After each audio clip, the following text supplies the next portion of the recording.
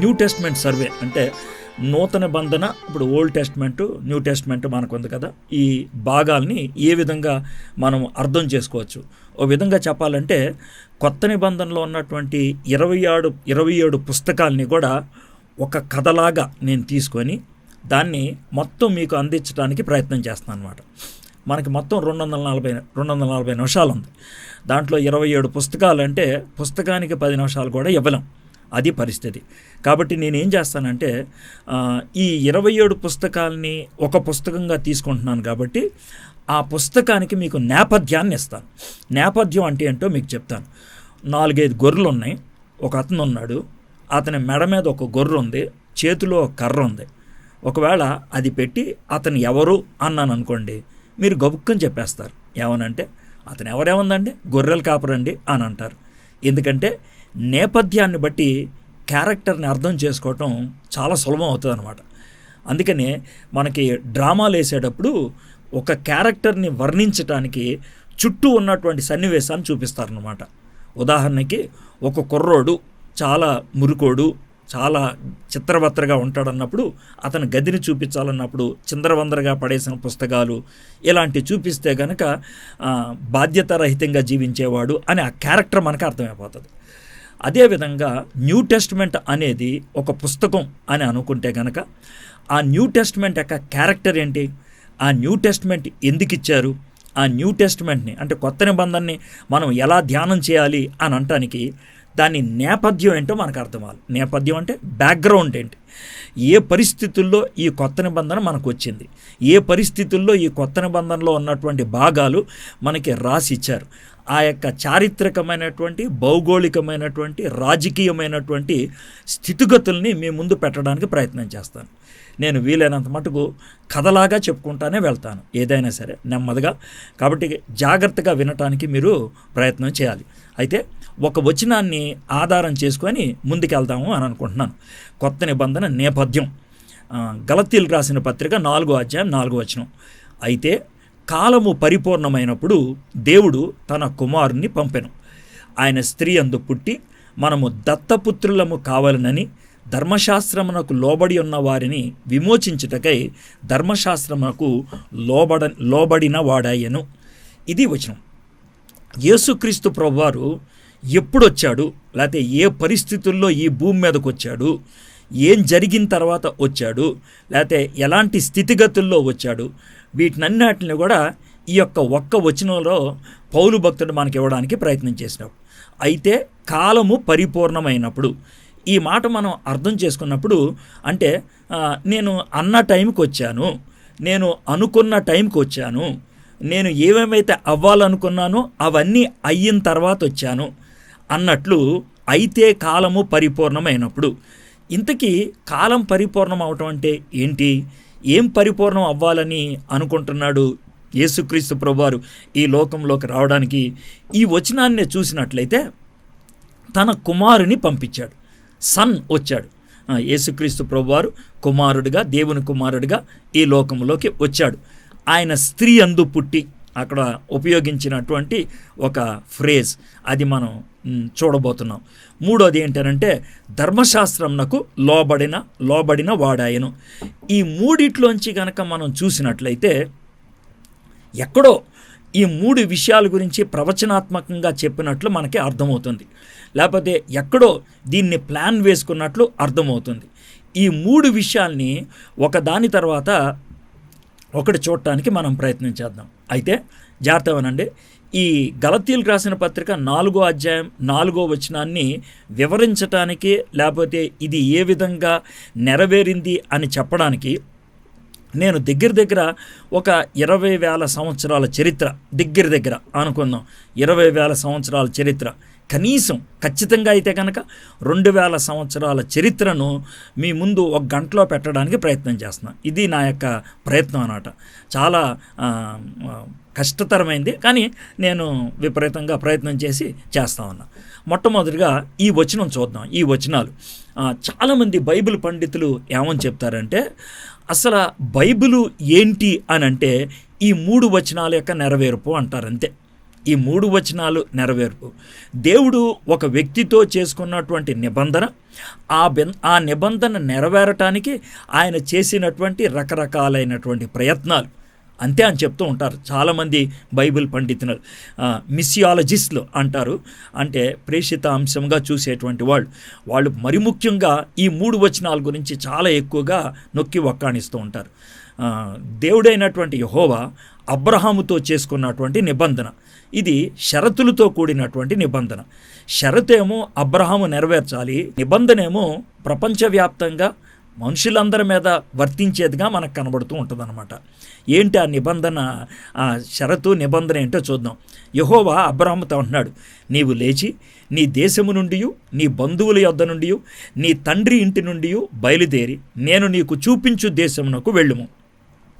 నిన్ను గొప్ప జనముగా చేసి నిన్ను ఆశీర్వదించి నీ నామమును గొప్ప చేయుదును. నీకు ఆశీర్వాదముగా నీవు ఆశీర్వాదముగా నుందువు. నిన్ను ఆశీర్వదించు వారిని ఆశీర్వదించదను, నిన్ను దూషించు వారిని శపించదను. భూమి యొక్క సమస్త వంశములు నీ అందు ఆశీర్వదించబడనని అబ్రహాముతో అనగా. నేను లాస్ట్ సెంటెన్స్ని చెప్దాం అనుకుంటున్నాను. భూమి యొక్క సమస్త వంశములు నీ యందు ఆశీర్వదించబడినని అబ్రహాముతో అనగా. సో దేవుడు ప్రపంచం మొత్తాన్ని దీవించటానికి ఒక వ్యక్తిని ఆయన లింక్గా పెట్టుకున్నాడు. అబ్రహాము, నువ్వు గనక నేను చెప్పినట్లు నువ్వు చేస్తే నిన్ను ఆశీర్వదించటే కాదు, నిన్ను బట్టి ప్రపంచం మొత్తం ఆశీర్వదించబడుతుంది. అది దేవుడు అబ్రహాముతో చెప్పింది. కొంతమంది భక్తులు అంటే క్రైస్తవేతరులు మరి ముఖ్యంగా ఏం చేస్తా అంటారంటే, ఏమండి యేసుప్రభు వచ్చింది యూదుల కోసమే, పాత నిబంధన అంతా కూడా యూదుల కోసమే అని చెప్తూ ఉంటారు. అయితే ఇది ఆలోచించండి, మనము అన్నం డేక్షాలో వండుకుంటాం, కానీ అన్నం డేక్షా కోసం కాదు. అన్నం వంటగదిలో వండుకుంటాం, అన్నం వంటగది కోసం కాదు. వంటగదిలో ఉండేటువంటి అన్నము డైనింగ్ టేబుల్ మీద కూర్చున్న ప్రతి ఒక్కళ్ళు తింటూ ఉంటారు. డేక్షాలో వండినటువంటి అన్నము ప్లేట్లో వేసినటువంటి ప్రతి ఒక్కరూ తింటూ ఉంటారు. అదేవిధంగా ఇస్రాయేల్ దేశం అనేది ఒక డేక్షా లాంటిది, లేకపోతే యోధా దేశం అనేది ఒక వంటగది లాంటిది. అబ్రహాం అనేటువంటి ఆయన ఒక డేక్ష, దాంట్లో సిద్ధపరిచినటువంటి ఆహారము ప్రపంచం అంతటికి కూడా సరిపోతుంది అన్నమాట. అది దేవుడు చెప్తున్నటువంటి మాట. సో ఇది నెరవేరాలి, ఇది ఆయన ఇచ్చినటువంటి కండిషన్. ఇంకొక మాట కూడా అబ్రహాముతో చెప్పాడు అదే అధ్యాయంలో. యెహోవా అబ్రహామునకు ప్రత్యక్షమై నీ సంతానమునకు ఈ దేశం ఇచ్చేదనని చెప్పగా అతడు తనకు ప్రత్యక్షమైన యెహోవాకు ఒక బలిపీఠము కట్టెను. ఎప్పుడైతే తాను అక్కడి నుంచి బయలుదేరి రావటం మొదలుపెట్టాడో దేవుడు ఇంకొకసారి ధృవీకరించాడు, నేను ఈ దేశాన్ని నీకు ఇస్తాను, నీ సంతానానికి ఇస్తాను అని. 13వ అధ్యాయం 15వ వచనం, ఎందుకనగా నువ్వు చూచుచున్న ఈ దేశమంతటిని నీకును నీ సంతానమునకును సదాకాలము ఇచ్చేదను. సో దేవుడు అబ్రహాముతో నీకిస్తాను, నీ సంతానానికి ఇస్తాను అని పదే పదే చెప్తున్నట్లుగా మనం చూస్తూ ఉన్నాం. అయితే దీని గురించి అపోస్తలుడైనటువంటి పౌలు గలతీయులకు రాసిన పత్రిక 3వ అధ్యాయం 16వ వచనంలో ఏమంటాడు చూద్దాం. అబ్రహామునకును అతని సంతానమునకును వాగ్దానములు చేయబడెను. ఆయన అనేకులు గూర్చి అన్నట్లు నీ సంతానములకును అని చెప్పక ఒకని గూర్చే అన్నట్టే నీ సంతానమునకు అనెను. ఆ సంతానము క్రీస్తే. ఇప్పుడు మీకు ఒక్కసారిగా ఎక్కడి నుంచి ఎక్కడి దాకా జంప్ అయిపోయారో చూడండి. అబ్రహాము దగ్గర నుంచి ఆ అబ్రహాముకి ఇచ్చినటువంటి వాగ్దానం ఎప్పుడు నెరవేరుతుందంటే యేసుక్రీస్తు ప్రభువారు ఈ లోకంలోకి వచ్చినప్పుడు నెరవేరుతుంది. యేసుక్రీస్తు ప్రభువారు రక్షకుడిగా ఈ లోకంలోకి వచ్చినప్పుడు అది నెరవేరుతుంది అనమాట. అది పౌలు భక్తుడు పరిశుద్ధాత్మని యొక్క ప్రేరణ బట్టి చాలా స్పష్టంగా చెప్పాడనమాట. ఇందాక గలతీ 4:4లో కుమారుని పంపిస్తానన్నాడు, సంతానాన్ని అన్నాడు కదా, అది ఇక్కడ నెరవేరుతుంది అనమాట. కాబట్టి 2000 సంవత్సరాల క్రితం ఏదైతే చెప్పాడో దాని యొక్క నెరవేర్పుగా యేసుక్రీస్తు ప్రభువారు వచ్చినట్లు మనము చూస్తూ ఉన్నాం. సరే, ఇది 2000 సంవత్సరాలు, ఎందుకంటే అబ్రహాముకి యేసు ప్రభుకి 2000 సంవత్సరాల కాలం అన్నట్లు మనం చూస్తూ ఉంటాం. అయితే మనకి బైబిల్ చరిత్ర కనుక ఆలోచించినట్లయితే మీలో కొంతమంది పెద్దలు ఉన్నారు, చాలామంది సేవకులు ఉన్నారు, కాబట్టి కాస్త జాగ్రత్తగా వినండి ఈ విషయాన్ని. ఏంటి అని అంటే, మనకి బైబిల్లో ఒకవేళ డేటింగ్స్ కనుక అంటే ఏ సంవత్సరంలో ఏంటి అనేది కనుక ఆలోచించినట్లయితే కరెక్ట్గా ఏమాత్రం జాప్యం అనుమానం లేకుండా, అంటే రమారమి ఒక 50 ఏళ్ళు అటు ఇటుగా ఎప్పటి నుంచి చెప్పగలుగుతామంటే అబ్రహాము దగ్గర నుంచి చెప్పగలుగుతాం అనమాట. అబ్రహాము యేసుక్రీస్తుకి మధ్యన 2000 సంవత్సరాలు. అయితే అబ్రహాముకి ఆదాముకి చాలామంది అదే లెక్కల్లో ఇంకో 2000 కలిపేస్తూ ఉంటారు. అవి 2000 ఉంటాయి అనటానికి ఎక్కడా లేదు. కొంతమంది బైబిల్ పండితులు అయితే 20,000 సంవత్సరాలు కూడా ఉండొచ్చు అంటారు. ఎక్కడి నుంచి ఎక్కడికి? ఆదాము దగ్గర నుంచి అబ్రహాము దాకా. ఎందుకనంటే నోవహు పడవలోంచి బయటకు వచ్చిన తర్వాత అర్థమైందా, ఆయన బాబేలు గోపురానికి దీనికి మధ్యన ఒక 2 అధ్యాయాలే ఉన్నాయి. మరి బాబేలు గోపురం వచ్చేటప్పటికి చాలామంది మనుషులు అయిపోయారు. మరి అంతమంది మనుషులు అయిపోయారంటే దగ్గర వాళ్ళు 70 గుంపులుగా వాళ్ళు మార్పు చెందారు. అంటే బాబేలు తర్వాత 70 గుంపులుగా అయిపోయారు అనేసి ఆర్కియాలజిస్టులు, ఆంథ్రోపాలజిస్టులు అంటూ ఉంటారు. కాబట్టి అంతమంది 1000 మంది మనుషులు అంత త్వరగా ఎలా అయిపోతారు? కాబట్టి మధ్యలో చాలా టైం గ్యాప్ ఉండాలి. ఎన్ని సంవత్సరాలో మనకి తెలియదు. కాబట్టి వేరే డేటింగ్స్ని బట్టి వీటిని బట్టి దగ్గర 15 నుంచి 20,000 సంవత్సరాలు ఎక్కడి నుంచి ఎక్కడికి? ఆదాము దగ్గర నుంచి అబ్రహాము దాకా అని అనుకుంటారు. సరే, ఏదేమైనప్పటికి కూడా యేసు ప్రభు కంటే 2000 సంవత్సరాల ముందు అబ్రహాంకి ఇచ్చినటువంటి ఆ యొక్క ప్రవచనం నెరవేర్పుగా యేసు ప్రభు వచ్చాడని తెలుస్తుంది. అయితే ఏదైనా తోటలో ఆదాము అవ్వలు వాళ్ళు తొలిత చేసినటువంటి పాపం సమయంలో దేవుడు మాట్లాడుతున్నప్పుడు ఇచ్చినటువంటి మాట ఇది. ఆదికాండం 3:15 మరియు నీకును స్త్రీకిని, అంటే ఇది లూసిఫర్తో చెప్తున్నటువంటి మాట. మరియు నీకును స్త్రీకిని నీ సంతానమునకును ఆమె సంతానమునకును వైరము కలిగజేస్తుంది. అది నిన్ను తల మీద కొట్టును, నీవు దానిని మడిమి మీద కొట్టుదు అని చెప్పాను. ఈ వాగ్దానానికి నెరవేర్పుగా స్త్రీ సంతానములో యేసుక్రీస్తు ప్రభువారు కన్యక ద్వారా ఈ లోకములోకి రావటం అనేది మనకి చాలా స్పష్టంగా అర్థమవుతున్నది. ఇది రెండోదిగా మనము చూస్తూ ఉన్నాం. ఇక మూడోదిగా యేసుక్రీస్తు ప్రభువారు ఆయన స్పష్టంగా అంటే ధర్మశాస్త్రాన్ని అంతటినీ నెరవేర్చుకొని ఆ తర్వాత ఆయన కార్యాన్ని చేసినట్లు, అంటే ధర్మశాస్త్రక నెరవేర్పుగా సిలువ మీద చనిపోయినట్లుగా మనం చూస్తున్నాం. ఇది ఆదికాండం. సరే, ఈ ఆదికాండములో దేవుడు అబ్రహాముకి వాగ్దానం చేశాడు. వాగ్దానం చేసిన తర్వాత అబ్రహాం యొక్క సంతానములో ఇశ్రాయేలీలు అనేటువంటి వాళ్ళు ఏర్పరచబడిన వాళ్ళు అనేది తెలుసు. వాళ్ళు ఐగుప్తు దేశంలోకి వెళ్ళారు.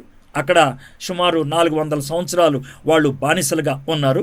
దేవుడు అబ్రహాముకి చేసినటువంటి వాగ్దానము జ్ఞాపకం ఉంచుకొని ఆయన మోషే అహరోన్లను పంపించాడు. ప్రాముఖ్యంగా అయితే మనకు మోషే అనుకుంటాం, అయితే పక్కన అహరోన్ను కూడా పెట్టాడు.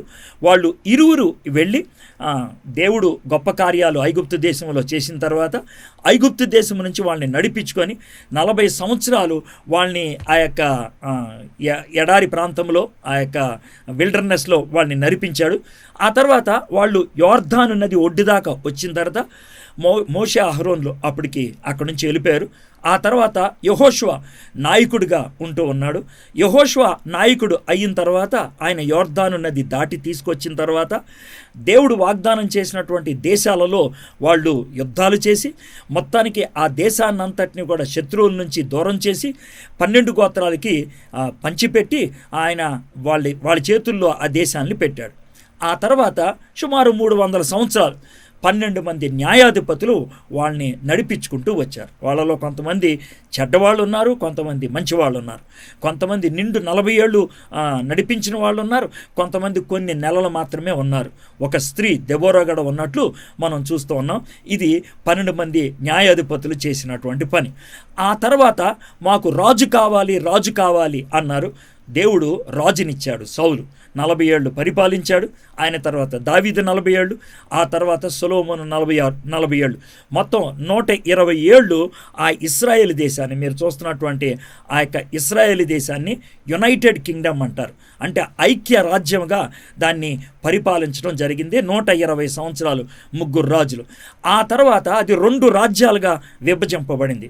ఉత్తర రాజ్యాన్ని ఇశ్రాయేలు అంటారు, దక్షిణ రాజ్యాన్ని యోధా అని అంటూ ఉంటారు. ఎర్రగా ఉన్నది యోధా, పచ్చగా ఉన్నటువంటిది ఇశ్రాయేల్. అయితే ఇశ్రాయేల్ దేశాన్ని అస్సీరియలు దాన్ని అంతమొందించారు 720 క్రీస్తుపూర్వం 720 ఆ ప్రాంతాలలో వాళ్ళు దాన్ని పూర్తిగా మటుమాయం చేసేశారు. అంటే అది చరిత్రలో లేకుండా చేసిపాడు. చరిత్ర అంటే ఇక భూమి మీద లేకుండా చేశారు, చరిత్రలో కాదులండి, భూమి మీద లేకుండా చేశారు. అందుకనే ఇశ్రాయేలీల్ని ద లాస్ట్ ట్రైబ్ అంటారు, అంటే కనబరుగైపోయినటువంటి జాతి అని చెప్తూ ఉంటారు. యోధా అనేది మాత్రమే ఉన్నది. అయితే ఈ యూదులు కొంతకాలం ఉన్న తర్వాత యెర్మియా ప్రవచించినటువంటి విధంగా ఏం జరిగిందంటే బబులోను వాళ్ళు యోదయాకి యాక్చువల్గా చెప్పాలంటే ఉత్తరాన లేరు. కానీ దేవుడు ఏమని చెప్పాడంటే ఉత్తరాన్ని నుంచి నీకు శత్రువు వస్తాడు అని చెప్పాడు. అదే జరిగింది. వాళ్ళు ఉత్తరాన లేకపోయినా ఉత్తరం నుంచి శత్రువులు ఎలా వచ్చారు అనే ప్రశ్న మీకు ఉండొచ్చేమో. సుమారు 609 ఆ ప్రాంతంలో బబులోను వాళ్ళు ముందు యోధాకి ఉత్తరాన ఉన్నటువంటి అస్సీరియల్ని సొంతం చేసేసుకున్నారు, కబ్జా చేసేశారు. చేసి ఆ ఉత్తరాన్ని నుంచి యోధా మీదకి దండెత్తొచ్చి యోధాలో ఉన్నటువంటి ముందు కుర్రాళ్ళందరినీ తీసుకొని వెళ్ళిపోయారు. మనకి తెలుసు కదా, దానియేలు, షడ్రకు, మెషకు, అబేద్నెగో ఇలాగ దగ్గర 10,000 మంది కుర్రాళ్ళని తీసుకెళ్ళిపోయారు. తర్వాత 2-3 సార్లు నెబుకద్నెజరు దాడి చేసి యెరూషలేము దేవాలయాన్ని కొల్లగొట్టేసి దాంట్లో ఉన్నటువంటి బంగారు ఆభరణాలన్నీ ఎత్తుకొని వెళ్ళిపోయాడు. ఇది అనుకోకుండా ఏం జరగలేదు. దేవుడు దగ్గర 150 సంవత్సరాలుగా యెషయా కాలం నుంచి ఆయన ప్రవచించుకుంటూనే వస్తున్నారు, మీరు చెప్పిన మాట వినకపోతే ఇలా జరుగుద్ది అనేసి. ఇర్మియా అయితే స్పష్టంగా ఏం చెప్పాడంటే మిమ్మల్ని చెరక తీసుకెళ్తారు, 70 ఏళ్ళ తర్వాత ఎవరన్నా ప్రార్థన చేసి విజ్ఞాపన చేసి పాప క్షమాపణ కోసం ప్రార్థన చేసినట్టు అయితే కనుక నేను వారిని పాపాలు క్షమించి వెనక్కి తీసుకొస్తానన్నాడు. కాబట్టి 70 సంవత్సరాలు ఆ విధంగా వాళ్ళు చెరలో ఉన్నారు. మనకి దానియేలు గ్రంథం 9వ అధ్యాయంలో దానియేలు ప్రార్థన చేసినప్పుడు 70 సంవత్సరాలు పూర్తయింది అని ప్రార్థన చేసినప్పుడు దేవుడు దానియేలు ప్రార్థన బట్టి వెనక్కి తీసుకురావటం అనేది జరిగింది. వెనక్కి వచ్చిన తర్వాత వాళ్ళు కొన్ని సంవత్సరాలుగా దఫాలుగా ఎజ్రా అని, తర్వాత ఈ జెరుబ్బాబేలు అని, యెహోషువ అని ఇలాంటి వ్యక్తులు వరుసగా ఒకళ్ళొకళ్ళు రావటం బట్టి చివరికి నెహెమ్యా రావటం బట్టి ఆ యొక్క మందిర నిర్మాణం అయిపోయింది. చుట్టూ ఉన్నటువంటి గోడ కట్టడం జరిగిందనమాట. ఇది దేవాలయ పునర్నిర్మాణం అయిపోయింది. ఇది దగ్గర ఒక 100 సంవత్సరాలు చరిత్ర ఈ విధంగా కొనసాగింది. 150 సంవత్సరాల చరిత్ర మనకి జరిగింది. సో ఇది పాత నిబంధన ఒక మాటలో చెప్పాలంటే. అంటే క్రీస్తు పూర్వము 2000 అబ్రహాము దగ్గర నుంచి నేను నెహెమ్యా దాకా వచ్చాను. మనకి బైబిల్లో అంటే క్యాలెండర్లో చివరగా ఈ వచనం ఇక్కడ జరిగింది అని పిన్ పాయింట్ చేసి చెప్పగలిగే సిట్యుయేషన్ ఏమన్నా ఉందంటే నెహెమ్యా గ్రంథం 13వ అధ్యాయం 6-7 వచనాలు. అది ఒకసారి మీరు చూద్దాం. ఆ సమయంలో నేను యెరూషలేములో ఉండలేదు. ఇది ఎవరు చెప్తున్నారంటే నెహెమ్యా. ఎందుకనగా బబులోను దేశపు రాజు అయిన అర్తహషస్తు, ఆయన బబులోను దేశపు రాజు అని అంటే ఆయన బబులోను రాజు కాదు, పారసీక రాజు. అయితే బబులోనుని వాళ్ళు పడగొట్టేసి ఆ రాజ్యాన్ని వీళ్ళు కొనసాగిస్తున్నారు. కాబట్టి ఆ యొక్క పరిస్థితులన్నిటిలో కూడా బబులోను అని రాస్తూనే ఉంటారు. కాబట్టి మీరు ఆ యొక్క మార్పుని మీరు గమనించాల్సిందిగా మీరు గమనించాలని చెప్తున్నాను. దేశపు రాజైన అర్తహషస్తు ఏలుబడి యందు 32వ సంవత్సరమున నేను రాజును దర్శించి కొన్ని దినములైన తర్వాత రాజునొద్ద సెలవు పుచ్చుకొని యెరూషలేమునకు వచ్చి. ఇది కరెక్ట్గా ఎప్పుడు జరిగింది అంటే 433 BCలో జరిగింది. మీలో కొంతమందికి ఈ తారీఖులు ఎలాగ చెప్తారనే దాని మీద ఒక చిన్న డౌట్ ఉంటుందేమో. యేసు ప్రభు ముందున్నటువంటి తారీఖులు నెమ్మదిగా పెరుక్కుంటా వెళ్తాయి అన్నమాట. అంటే యేసు ప్రభు వారు ఇవాళ పుట్టారనుకోండి, దానికి 10 రోజులు ముందున్న దాన్ని 10 రోజులు BC అంటారు. 10 సంవత్సరాల ముందున్న దాన్ని 10 సంవత్సరాల BC అంటారు. అంటే ఇలాగ పెరుక్కుంటా వెళ్తుంది. అంటే యేసు ప్రభు దగ్గరకు వచ్చేటప్పటికి అది తగ్గుకుంటూ వస్తుంది. అబ్రహాం ఏమో 2000 BC అన్నట్లు మనం చూడాలి. దావీదు ఉన్నదేమో 1000 బీసీలో ఉన్నది, ఇక్కడ నెహెమ్యా ఉన్నదేమో 433 బీసీ. ఇలాగా అలా తగ్గుకుంటూ వస్తారనమాట. ఆ విషయాన్ని మనం గుర్తుపెట్టుకోవాలి.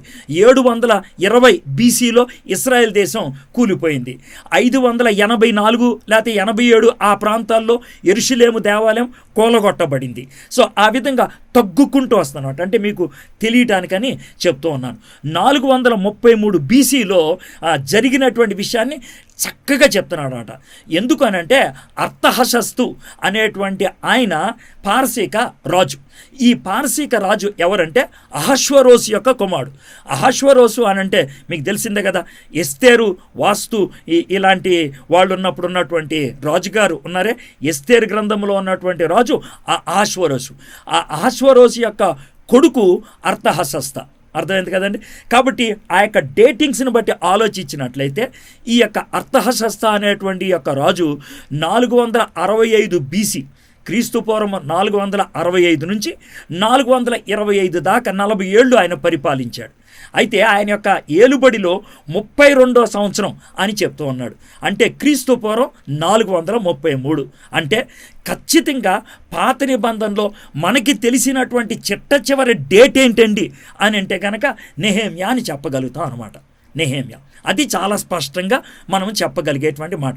అయితే కొంతమంది బైబిల్ పండితులు నెహెమ్యా తర్వాత లేకపోతే ముందా మలాకి అనేది ఆలోచిస్తూ ఉంటారు. ఇప్పుడు 70 ఏళ్ళు చెరలోకి వెళ్ళారు కదా ఇశ్రాయేలీలు. చెరకు ముందు ఇశ్రాయేలీలు కొంతమంది ప్రవక్తలు బోధించారు. యెషయా అని, ఇర్మియా అని, వీళ్ళందరినీ కూడా ప్రీ ఎగ్జైలిక్ ప్రాఫిట్స్ అంటారు. అంటే చెరకు ముందు ఉన్నటువంటి ప్రవక్తలు అంటారు. చెర తర్వాత కొంతమంది ప్రవక్తలు బోధించారు. ముఖ్యంగా మనకి ముగ్గురు కనబడతా ఉంటారు, హగ్గయి, జకరయా, మలాకి. వీళ్ళు ముగ్గురు చెర తర్వాత వాళ్ళు ప్రవచించినట్లుగా మనం చూస్తాం. స్పష్టంగా హగ్గయి, జకరయా దేనికోసం ప్రవచించారంటే మందిర నిర్మాణం కోసం ప్రవచించారు. కాబట్టి వాళ్ళు అంటే చెరలోంచి వెనక్కి రాగానే జరిగినటువంటి విషయాలని మనకు అర్థమవుతుంది. మలాకి ఖచ్చితంగా చెర తర్వాత మందిరం కట్టిన తర్వాతే ఆయన ప్రవక్తగా ఉన్నాడు అనటానికి కొన్ని దాఖలాలు ఉన్నాయి. ఎలాగంటే దేవాలయంలో మళ్ళీ బలులు అర్పించడాల గురించి, వీటన్నిటి గురించి ప్రస్తావించాడు అని అంటే అప్పుడు మళ్ళీ మందిరం ఉన్నదని అర్థం, మళ్ళీ బలులు అర్పిస్తున్నారని అర్థం. కాబట్టి ఖచ్చితంగా అయితే ఆయన నెహెమ్యా కాలానికి చెందినవాడు అయి ఉండాలి, లేకపోతే నెహెమ్యా తర్వాత కొద్దో గొప్ప ఆ తర్వాత ఉన్నటువంటి వాడు అయి ఉండాలి. ఏది ఏమైనప్పటికి కూడా మనకి ఏమని చాలామంది బైబిల్ పండితులు చెప్తూ ఉంటారంటే పాత నిబంధనలో రచనలన్నీ కూడా క్రీస్తు పూర్వం 400 ఆ ప్రాంతానికి అయిపోయినాయి.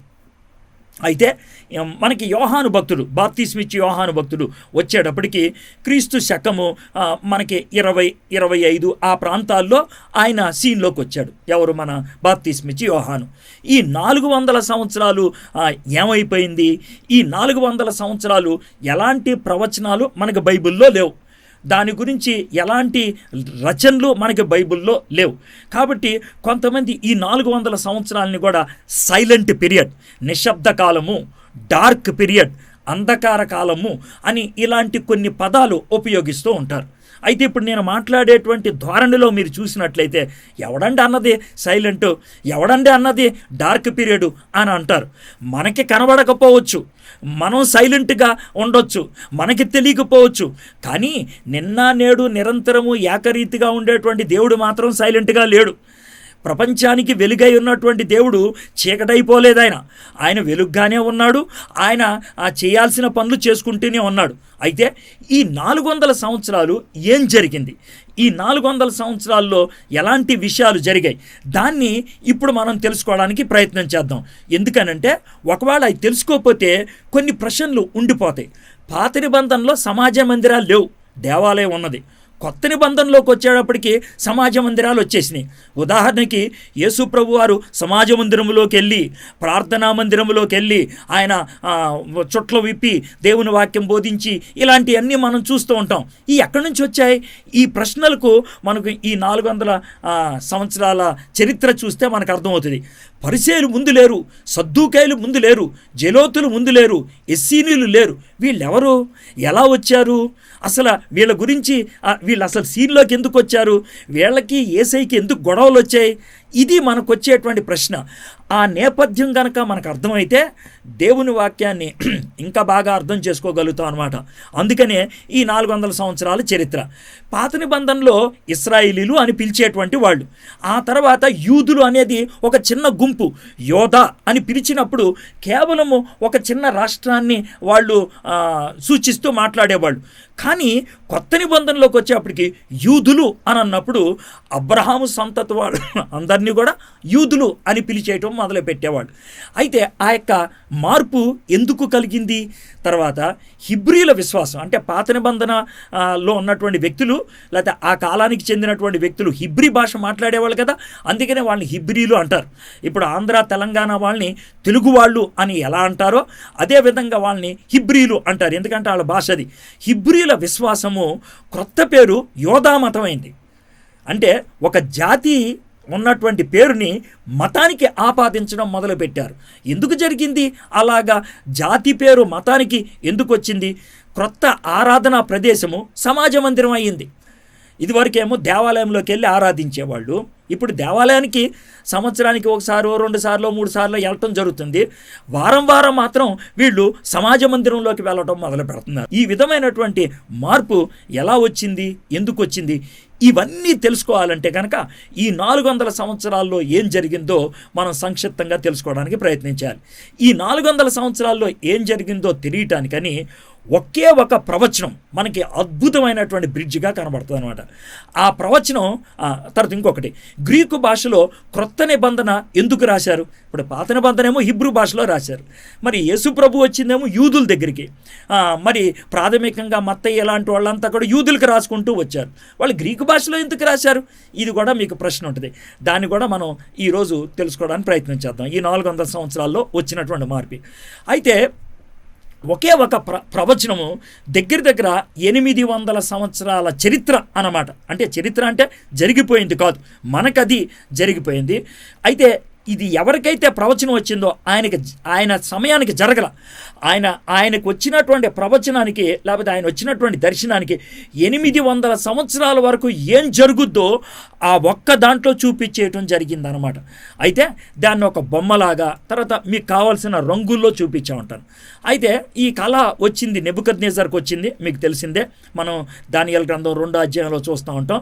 ఆయనకు వచ్చిన దాంట్లో ఆయన తలకాయ బంగారంగా ఉన్నది అన్నాడు, శిరస్సు మేలి బంగారమైనది అనేది, తర్వాత ఛాతీ ఏమో వెండితో ఉన్నట్లు చూసాము, తర్వాత ఏమో ఉదరము ఏమో తొడలి ఇత్తడితో ఉన్నట్లు, ఇక కాళ్ళు ఏమో మట్టి ఇనుము కలిపిందానిగా చూస్తూ ఉన్నాం.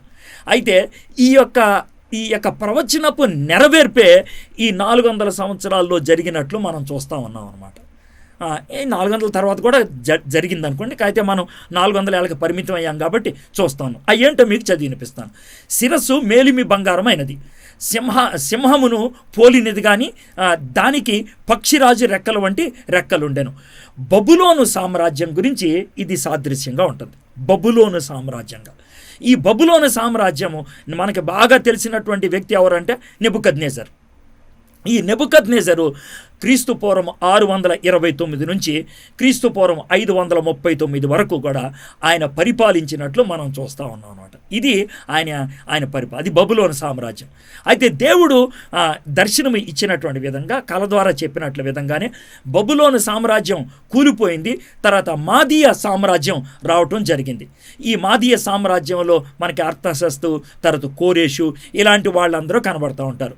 రొమ్మున భుజముల నుండి వెండివియు, ఎలుగుబంటి తన నోటి పండ్ల మధ్య 3 ప్రక్కటెముకలను పట్టుకున్నది. ఈ 3 ప్రక్కటెముకలు ఏంటంటే బబులోను, లిడియా, ఐగుప్తు, ఈ 3 సామ్రాజ్యాల్ని అది కబలించేసింది, అది సొంతం చేసుకుంది. అందుకనే ఆ 3 పక్కటెముకలను నోట్లో పెట్టుకున్నట్లు బొమ్మ చూపిస్తూ ఉన్నాడు. ఇది 539 నుంచి 330 వరకు ఈ యొక్క సామ్రాజ్యం పారసీక సామ్రాజ్యం అంటాం. సింపుల్గా చెప్పాలంటే మాదీయ పారసీక సామ్రాజ్యం అని అంటారు. అందుకనే దానికి 2 కొమ్ములు ఉన్నట్లు మనం చూస్తాం, మాదీయ పారసీక అన్నట్లు అన్నాడు. ఇక 3వది చూసినట్లయితే ఉదరమును తొడలను ఇత్తడివియు, చిరుతపులి దాని వీపున పక్షి రెక్కల వంటి 4 రెక్కలు ఉండెను, దానికి 4 తలలుండెను. 4 తలలు 4 రెక్కలు ఇవేంటి అనేటువంటి దాన్ని మనము ఇంకొంచెం వివరంగా దీన్ని చూడబోతున్నాం. ఎందుకంటే మన యొక్క మెయిన్ కాన్సన్ట్రేషన్ ఇక్కడ ఉంటుంది అనమాట, ఉదరము దగ్గర ఉంటుంది. ఎందుకంటే ఇది గ్రీసు సామ్రాజ్యానికి సంబంధించింది. క్రీస్తుపూర్వం 330 నుంచి 63 దాకా అని చెప్పుకోవచ్చు ప్రపంచవ్యాప్తంగా. కానీ యోధా ప్రాంతాన్ని మాత్రం 63 దాకా అది పరిపాలించలేదు. అది 168 దాకే గ్రీసు సామ్రాజ్యం ఉన్నది. 168 నుంచి 63 వరకు, అంటే దగ్గర దగ్గర ఒక 100 సంవత్సరాలు మక్కబీయులు అనేటువంటి వాళ్ళు యోధా ప్రాంతాన్ని పరిపాలించారు. వాళ్ళు ఎలా వచ్చారు ఏంటి అనేది కూడా చరిత్ర మనం చూస్తాం. ఇక కాళ్ళ దగ్గరకు వచ్చేటప్పటికి దాని పాదములలో ఒక భాగము ఇనుపదియు, ఒక భాగము మట్టిది, మహాబల మహాత్యములు గల పెద్ద ఇనుప దంతములను 10 కొమ్ములను ఉండెను. ఇది రోమా సామ్రాజ్యం. ఈ 10 కొమ్ములు 10 చక్రవర్తులు అనే అటువంటివి. ఆ 10 చక్రవర్తులు ఎవరు, ఆ తర్వాత వచ్చినటువంటి చిన్న కొమ్ము ఎవరు అని అనటానికి రకరకాలైనటువంటి భాష్యాలు ఉన్నాయి. అయితే అవి మనం పెద్దగా పట్టించుకోమనుకోండి. ఇది ఎందుకంటే ఇది మనకు అది అంత ప్రాముఖ్యం కాదు, దానివలన పెద్దగా ఒరిగేది ఏమీ లేదు, కాకపోతే మీకు చెప్తూ ఉన్నాను. సో అది రోమన్ సామ్రాజ్యము అని 63 నుంచి 476 దాకా. 476లో రోమన్ సామ్రాజ్యం కూలిపోలేదు పరిపూర్ణంగా. ఒక విధంగా చెప్పాలంటే 1536 వరకు కూడా రోమన్ సామ్రాజ్యం ఉన్నది. ఎందుకంటే ఇప్పుడు టర్కీ దేశపు రాజధాని ఇస్తాన్బుల్ ఉన్నది కదా, ఆ ఇస్తాన్బుల్ అనే పేరు వచ్చేదాకా రోమన్ సామ్రాజ్యం కొద్దో గొప్ప ఉన్నదని చెప్పాల్సిందే. ఎందుకంటే ఇస్తాన్బుల్ అనే పేరు రాకముందు దానికి ఉన్నటువంటి పేరు ఏంటంటే కాన్స్టాంటినోపుల్. కాన్స్టాంటైన్ అనేటువంటి చక్రవర్తి కట్టించాడు, అందుకని దానికి కాన్స్టాంటినోపుల్ అని పేరు పెట్టారు. అయితే ఆ సామ్రాజ్యం ఉన్నంతకాలం, లేకపోతే ఆ పేరు ఉన్నంతకాలం రోమన్ సామ్రాజ్యం ఎక్కడో చాట ఉన్నది అని చెప్పాల్సిందే. పూర్తిగా దాన్ని పేరు మార్చేశారు ముస్లింలు, దాన్ని ఇస్తాన్బుల్ అని పేరు పెట్టారు. కాబట్టి ఈ ఒక్క బొమ్మ చూస్తే మనకి అర్థమైపోతూ ఉంటుంది ఏం జరిగింది అని. దానియేలు ఉన్న కాలములోనే బంగారంలోంచి వెండికి షిఫ్ట్ అయిపోయింది. దానియేలు ఉన్న కాలములోనే బంగారంలోంచి వెండికి షిఫ్ట్ అయిపోయాడు. ఎందుకనంటే దానియేలు చెప్పాడు నీ తర్వాత ఇంకొకడు వస్తాడనేసి వచ్చేసాడు. కోరేష్ వచ్చాడు. ఆ కోరేష్ రావటం బట్టే ఇశ్రాయేలుని యూదుల్ని వెనక్కి పంపించడం అనేది జరిగింది. కాబట్టి మనకి బైబిల్లోనే ఈ వెండి ఆ భాగం వచ్చేసింది. ఈ మనకున్నటువంటి పాత నిబంధన రచనలు అయిపోయేటప్పటికి మనకి 3వ భాగంలోకి మనము ఎంటర్ అవుతూ ఉంటాం అనమాట. ఇప్పుడు మనకి చెప్పినట్లుగా అర్థహశస్తు వీళ్ళు ఉన్నారు కదా, వీళ్ళ తర్వాత అలాగ కొంతకాలం దర్యావేషు అనేటువంటి ఆయన 3వ రాజు, దర్యావేషు 3వ రాజు వరకు కూడా. అంటే దర్యావేషు అనేది ప్రతి ఒక్కడికి అదే పేరు ఉంటుంది. ఎందుకనంటే ఇప్పుడు ఐగుప్తులో ఉన్నటువంటి వాళ్ళకి ఫరో అనేటువంటిది ప్రతి ఒక్కరికి ఎలా ఉంటుందో, హేరోదు అనేటువంటి పేరు తన తంత్రంత్రం ప్రతి కొడుక్కి ఏదైనా పెట్టుకుంటారో, అగ్రిప్ప అనేది తన కొడుకు పేరు కూడా అగ్రిప్ప అని ఎలా పెట్టుకున్నారో, అదేవిధంగా దర్యావేషు అనే పేరు చాలాసార్లు వస్తుంది. అంటే అదే దర్యావేషు ఉన్నాడు అనుకోవద్దు, అది వాళ్ళ యొక్క టైటిల్ లాగా వాడుకుంటూ ఉంటాను. దర్యావేషు 3 ఆయన చిట్ట చివరి పారసీక రాజుగా ఉంటూ ఉన్నాడు అనమాట. ఆయనని అలెగ్జాండర్ ఓడగొట్టేసిన తర్వాత పారసీక సామ్రాజ్యం పూర్తిగా కూలిపోవటం జరిగింది. అప్పుడు దాకా ఈ యొక్క మాదీయ పారసీక సామ్రాజ్యం కొనసాగింది. ఓకే, సరే.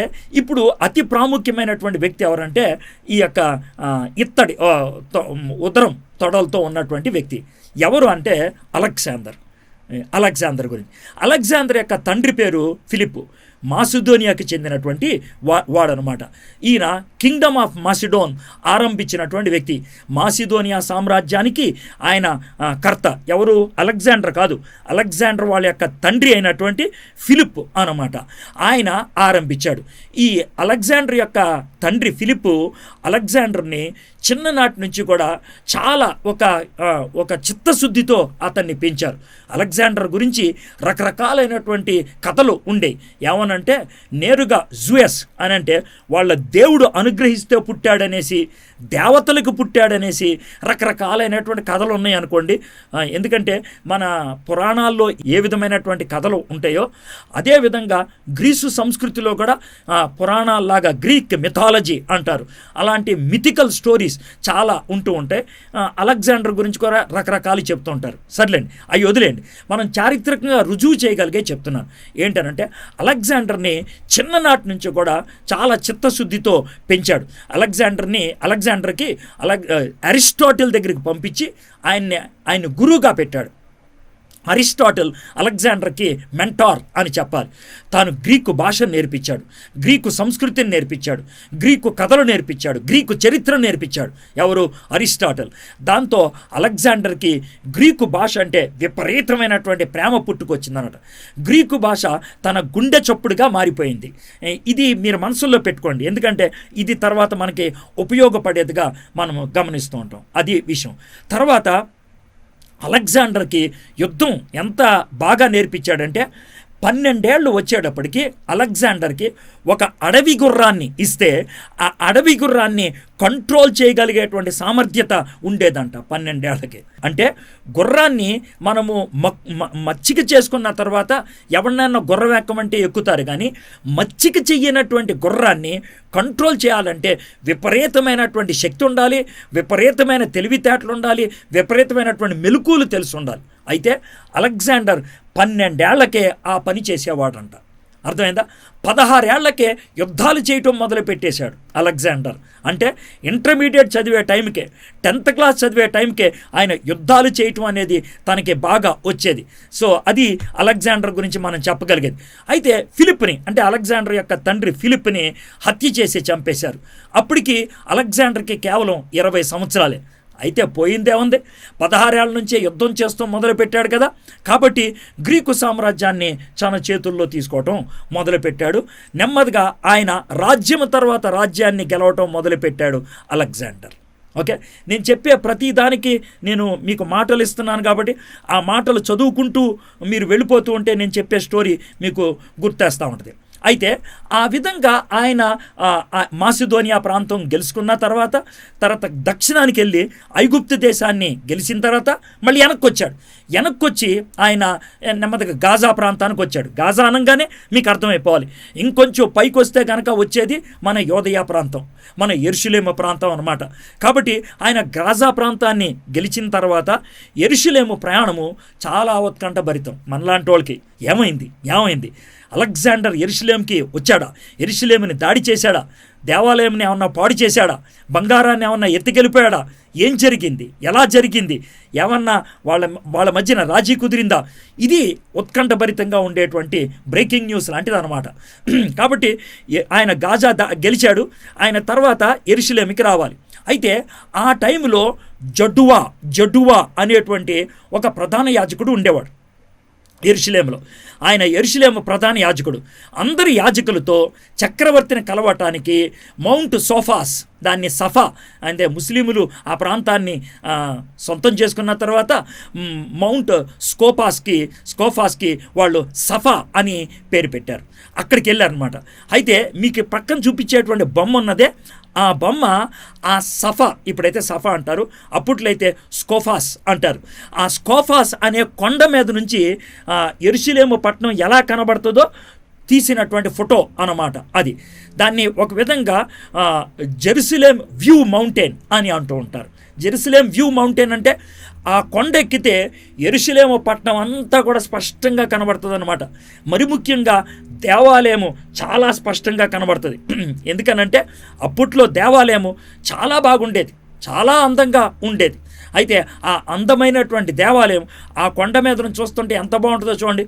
ఇప్పుడైతే చాలా ఇళ్ళు వచ్చాయి, అప్పుడు అన్ని ఇళ్ళుండే కావు, ఏవో చెట్లుండే చుట్టూ. ఆ పచ్చటి చెట్లు మధ్యన నిగనగా మెరుస్తున్నటువంటి ఆ బంగారపు దేవాలయం చాలా అద్భుతంగా ఉండేది. దాని మీద సూర్యకిరణాలు పడుతూ ఉంటే కనుక చాలా అద్భుతంగా ఉండేది. అయితే ఈ జడువా అనేటువంటి ప్రధాన యాజకులు అయినటువంటి ఈయన యాజకులను అందరినీ కూడా ఎలా తీసుకెళ్ళాడంటే యాజక దుస్తులు వాళ్ళు వేసుకొని వాళ్ళు అప్పుడు వెళ్ళారన్నమాట. ఎవరిని అలెగ్జాండర్ని కలవటానికి వెళ్ళారు. ముందు ప్రధాన యాజకుడు ఉన్నాడు, ఆ తర్వాత వెనకాల యాజకులంతా ఉన్నారు. మీకు తెలిసిందే కదా, ప్రధాన యాజకుడు ఆయన ఇక్కడ 12 రాళ్ళు కలిగిన దాన్ని పెట్టుకుంటాడని, అలాగా ఆయన యాజక ధర్మానికి సంబంధించినటువంటి ఆ దుస్తులన్నీ కూడా ధరించుకొని వెళ్ళాడు. వెళ్ళినప్పుడు ఏం జరిగిందో యాంటిక్విటీస్ అనేటువంటి గ్రంథంలో, ఆ పక్కన మీకు ఫోటో వేశాను కదా, అది జోసిఫస్ ఫ్లేవియస్ ఆయన ఒక యూదా చరిత్ర గురించి ఆయన కొన్ని పుస్తకాలు రాశాడు. అందుట్లో అద్భుతమైనటువంటి గ్రంథం యాంటిక్విటీస్ అనేటువంటి గ్రంథం, the antiquities of the Jews అని అంటారు. అయితే ఈ గ్రంథంలో 11వ అధ్యాయంలో 8వ భాగంలో 4 నుంచి 6 దాకా ఉన్నటువంటి ఆ యొక్క విభాగంలో మనం చూసేది ఏంటంటే, అంటే మొత్తం వచ్చినంత మీకు చెప్పలేదు కానీ అక్కడ ఉన్న విషయం ఏం చెప్పానంటే, జోసిఫస్ ప్రకారము అలెగ్జాండర్ ప్రధాన యాజకుని చూడగానే గౌరవప్రదముగా కుడి చేతిని ఇచ్చాడు. షేక్ హ్యాండ్ ఇవ్వడానికి కుడి చేతిని ఇస్తామే, అలాగా ఇచ్చాడు. కుడి చేతిని ఇచ్చి తను ఏమన్నాడంటే, నీకెందుకు కుడి చేతిని ఇస్తున్నానో తెలుసా, నీకెందుకు ఈ విధంగా గౌరవప్రదంగా నీ దగ్గరకు వచ్చానో తెలుసా, దేవుడు కలలో యాజకుని చూపించాడు అని. దేవుడు కలలో అంటే ఈ యొక్క ప్రధాన యాజకుడిని చూడకముందు, జడువా అనేటువంటి ఈ యొక్క ప్రధాన యాజకుడిని చూడకముందు ఆ యొక్క దుస్తులు కలిగినటువంటి వ్యక్తిని దేవుడు అలెగ్జాండర్కి కలలో చూపించాడంట. అది ఆయన అన్న మాట. అర్థమైందా? ఇక్కడ పుస్తకాల్లో ఉన్నది అది నేను చెప్తున్నాను అంతే. యాంటిక్విటీస్ అనేటువంటి గ్రంథం మొదటి 90 లోపులు పూర్తి అయిపోయింది. 66, 67 ఆ ప్రాంతాల నుంచి రాయటం మొదలుపెట్టాడు.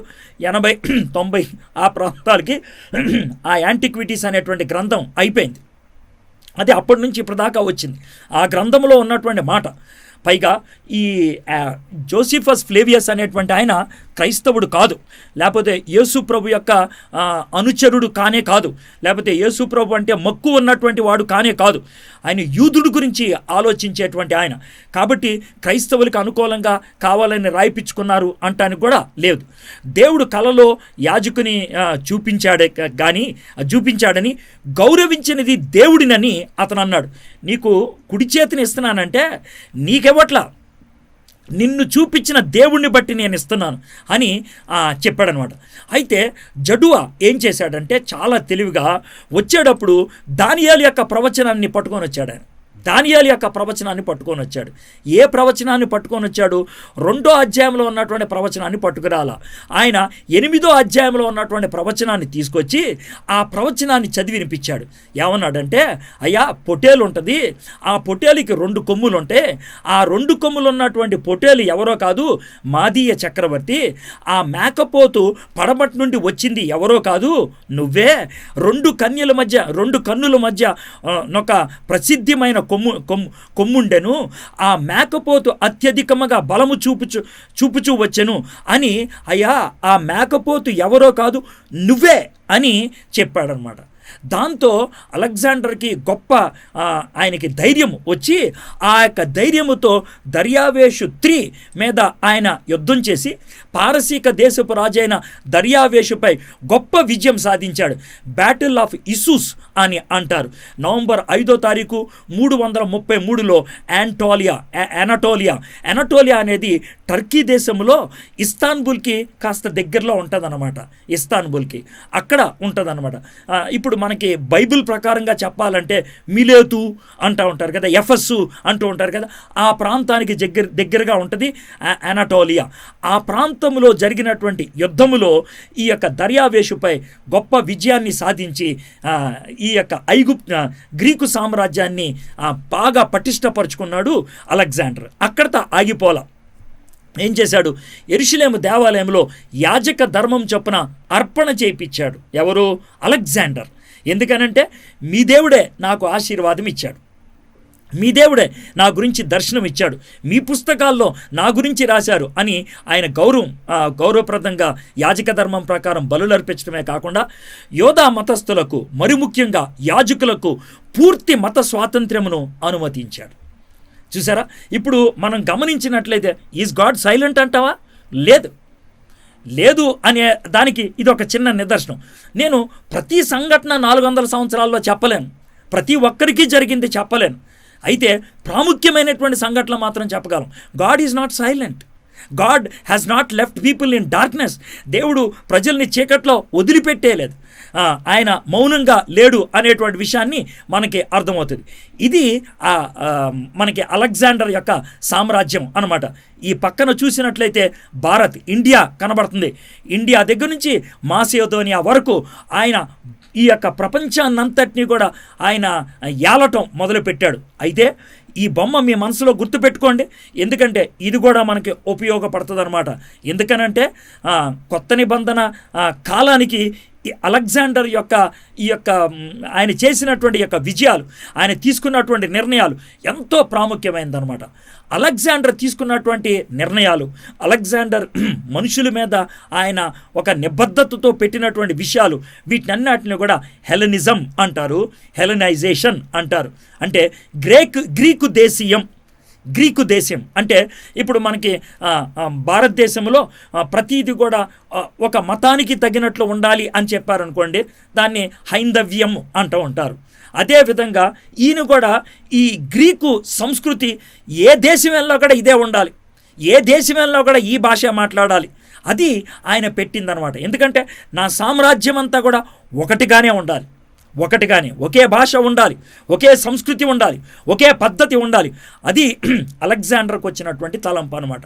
ఆ యొక్క తలంపు మేరకు ఆయన తీసుకున్నటువంటి నిర్ణయాలు, ఆయన పెట్టినటువంటి కట్టుదిట్టమైనటువంటి విషయాలన్నిటిని కూడా హెలెనిజం లేకపోతే హెలెనైజేషన్, గ్రీకు దేశీయము అని అంటూ ఉంటారు.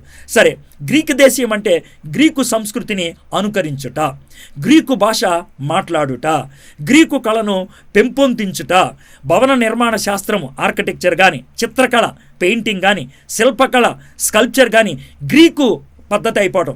మీరు కింద ఉన్నటువంటి ఆ యొక్క బొమ్మను కనుక చూసినట్లయితే అమ్మాయిలకి సరిగ్గా దుస్తులు లేవు, బట్టలు లేకుండా శిల్పకళ ఉండటం, బట్టలు లేకుండా చిత్రకళ ఉండటం అనేది సర్వసాధారణంగా గ్రీకు సంస్కృతిలోంచి వచ్చిందనమాట.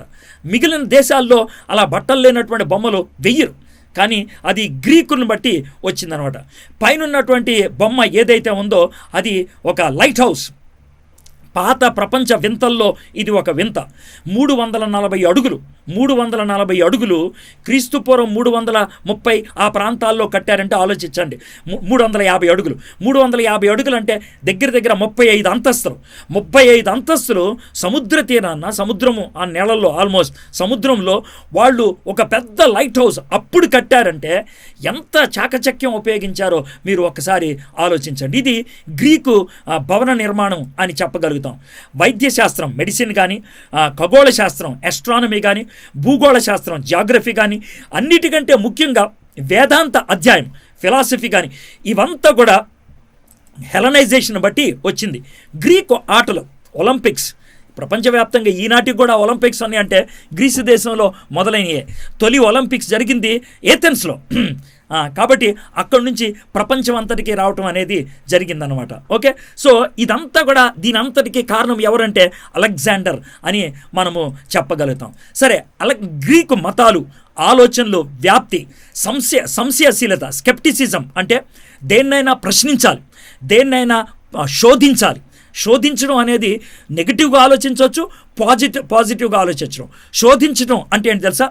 ఒకవేళ నేను అచ్చ తెలుగు భాషలో మాట్లాడినట్లయితే కనుక నా రక్తాన్ని ఇచ్చి ఏమండి దీన్ని శోధించండి అని నేను అడగొచ్చు. అంటే ఏంటంటే ఈ రక్తాన్ని పరీక్షించండి, ఈ రక్తాన్ని తెలుసుకోండి మంచిదా కాదా అనేది. శోధించడం అనేది పాజిటివ్గా ఆలోచించవచ్చు, నెగిటివ్గా ఆలోచించవచ్చు. స్కెప్టిసిజం అనేది అది సంశయశీలత, శోధించడమే కానీ నెగిటివ్ యాటిట్యూడ్తో అనమాట. కొట్టివేయడానికి కారణాలు వెతకటం, తోసిపుచ్చేయడానికి కారణాలు వెతకటం. స్టాయిజం, ఎపిక్యూరినిజం. మీరు అపోస్తుల కార్యం 17వ అధ్యాయంలో ఈ 2 మతాల గురించి వస్తాం. స్టాయిసిజం అంటే అన్నీ కూడా దేవుడని నమ్మేది, అంతా కూడా దేవుడు ఉన్నాడని. ప్యాంథియిజం అని అంటారు, అంటే సమస్తము దేవుడే, ఇందుకలడు అందు లేడని సందేహం వలదు, ఎందెందు వెతికినా అందందు కలడు. అదే సిద్ధాంతము స్టాయిజం అని అంటూ ఉంటారు. ఎపిక్యూరినిజం అంటే తినుము తాగుము రేపేమవుతుందో నీకు తెలియదు, అంటే వాళ్ళు ఏమీ ఏమీ పట్టించుకోకుండా బతుకుతూ ఉంటారు అనమాట. ఈ విధమైనటువంటి ఫిలసాఫికల్ థింకింగ్స్, ఈ విధమైనటువంటి ఆలోచనలు గ్రీకు సంస్కృతిని బట్టి, గ్రీకు మతాలను బట్టి, లేకపోతే ఈ యొక్క హెలెనైజేషన్ బట్టి ఈ ప్రాంతం అంతా కూడా వ్యాప్తి చెందింది. పైథాగరస్ సిద్ధాంతము ఆ కాలంలోనే రావటం జరిగింది. తర్వాత ఆర్కిమిడిస్ సిద్ధాంతము ఆ కాలంలోనే రావటం జరిగింది. శాస్త్రీయ అభివృద్ధి ప్రపంచవ్యాప్తంగా జరిగింది. ఎందుకంటే శోధించడం ఉన్నది కదా, ప్రతిదాన్ని ప్రశ్నించడం ఉన్నది కదా, దానితో కొత్త కొత్త విషయాలు కనుక్కోవటం మొదలుపెట్టారు. భిన్న సంస్కృతుల మధ్యన వివాహాలు. నా సంస్కృతి, నా దేశమంతా ఒకటిగా ఉండాలి, నా సామ్రాజ్యం అంతా ఒకటిగా ఉండాలి అన్నాడు. కాబట్టి కొన్ని సందర్భాల్లో సైనికుల్ని ప్రోత్సహించేవాడు. ఎలాగా అని అంటే, గ్రీకు సైనికుడిని ఇరాన్లో ఎవరినో పెళ్లి చేసుకోమంటాం, ఆఫ్ఘనిస్తాన్లో ఎవరినో పెళ్లి చేసుకోమంటాం, భారతదేశంలో ఎవరినో పెళ్లి చేసుకోమంటాం.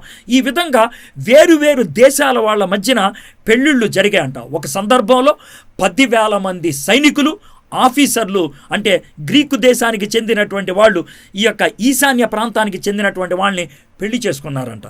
ఈ విధంగా భిన్న సంస్కృతుల మధ్యన వివాహాలు కలగటం అనేది జరిగింది.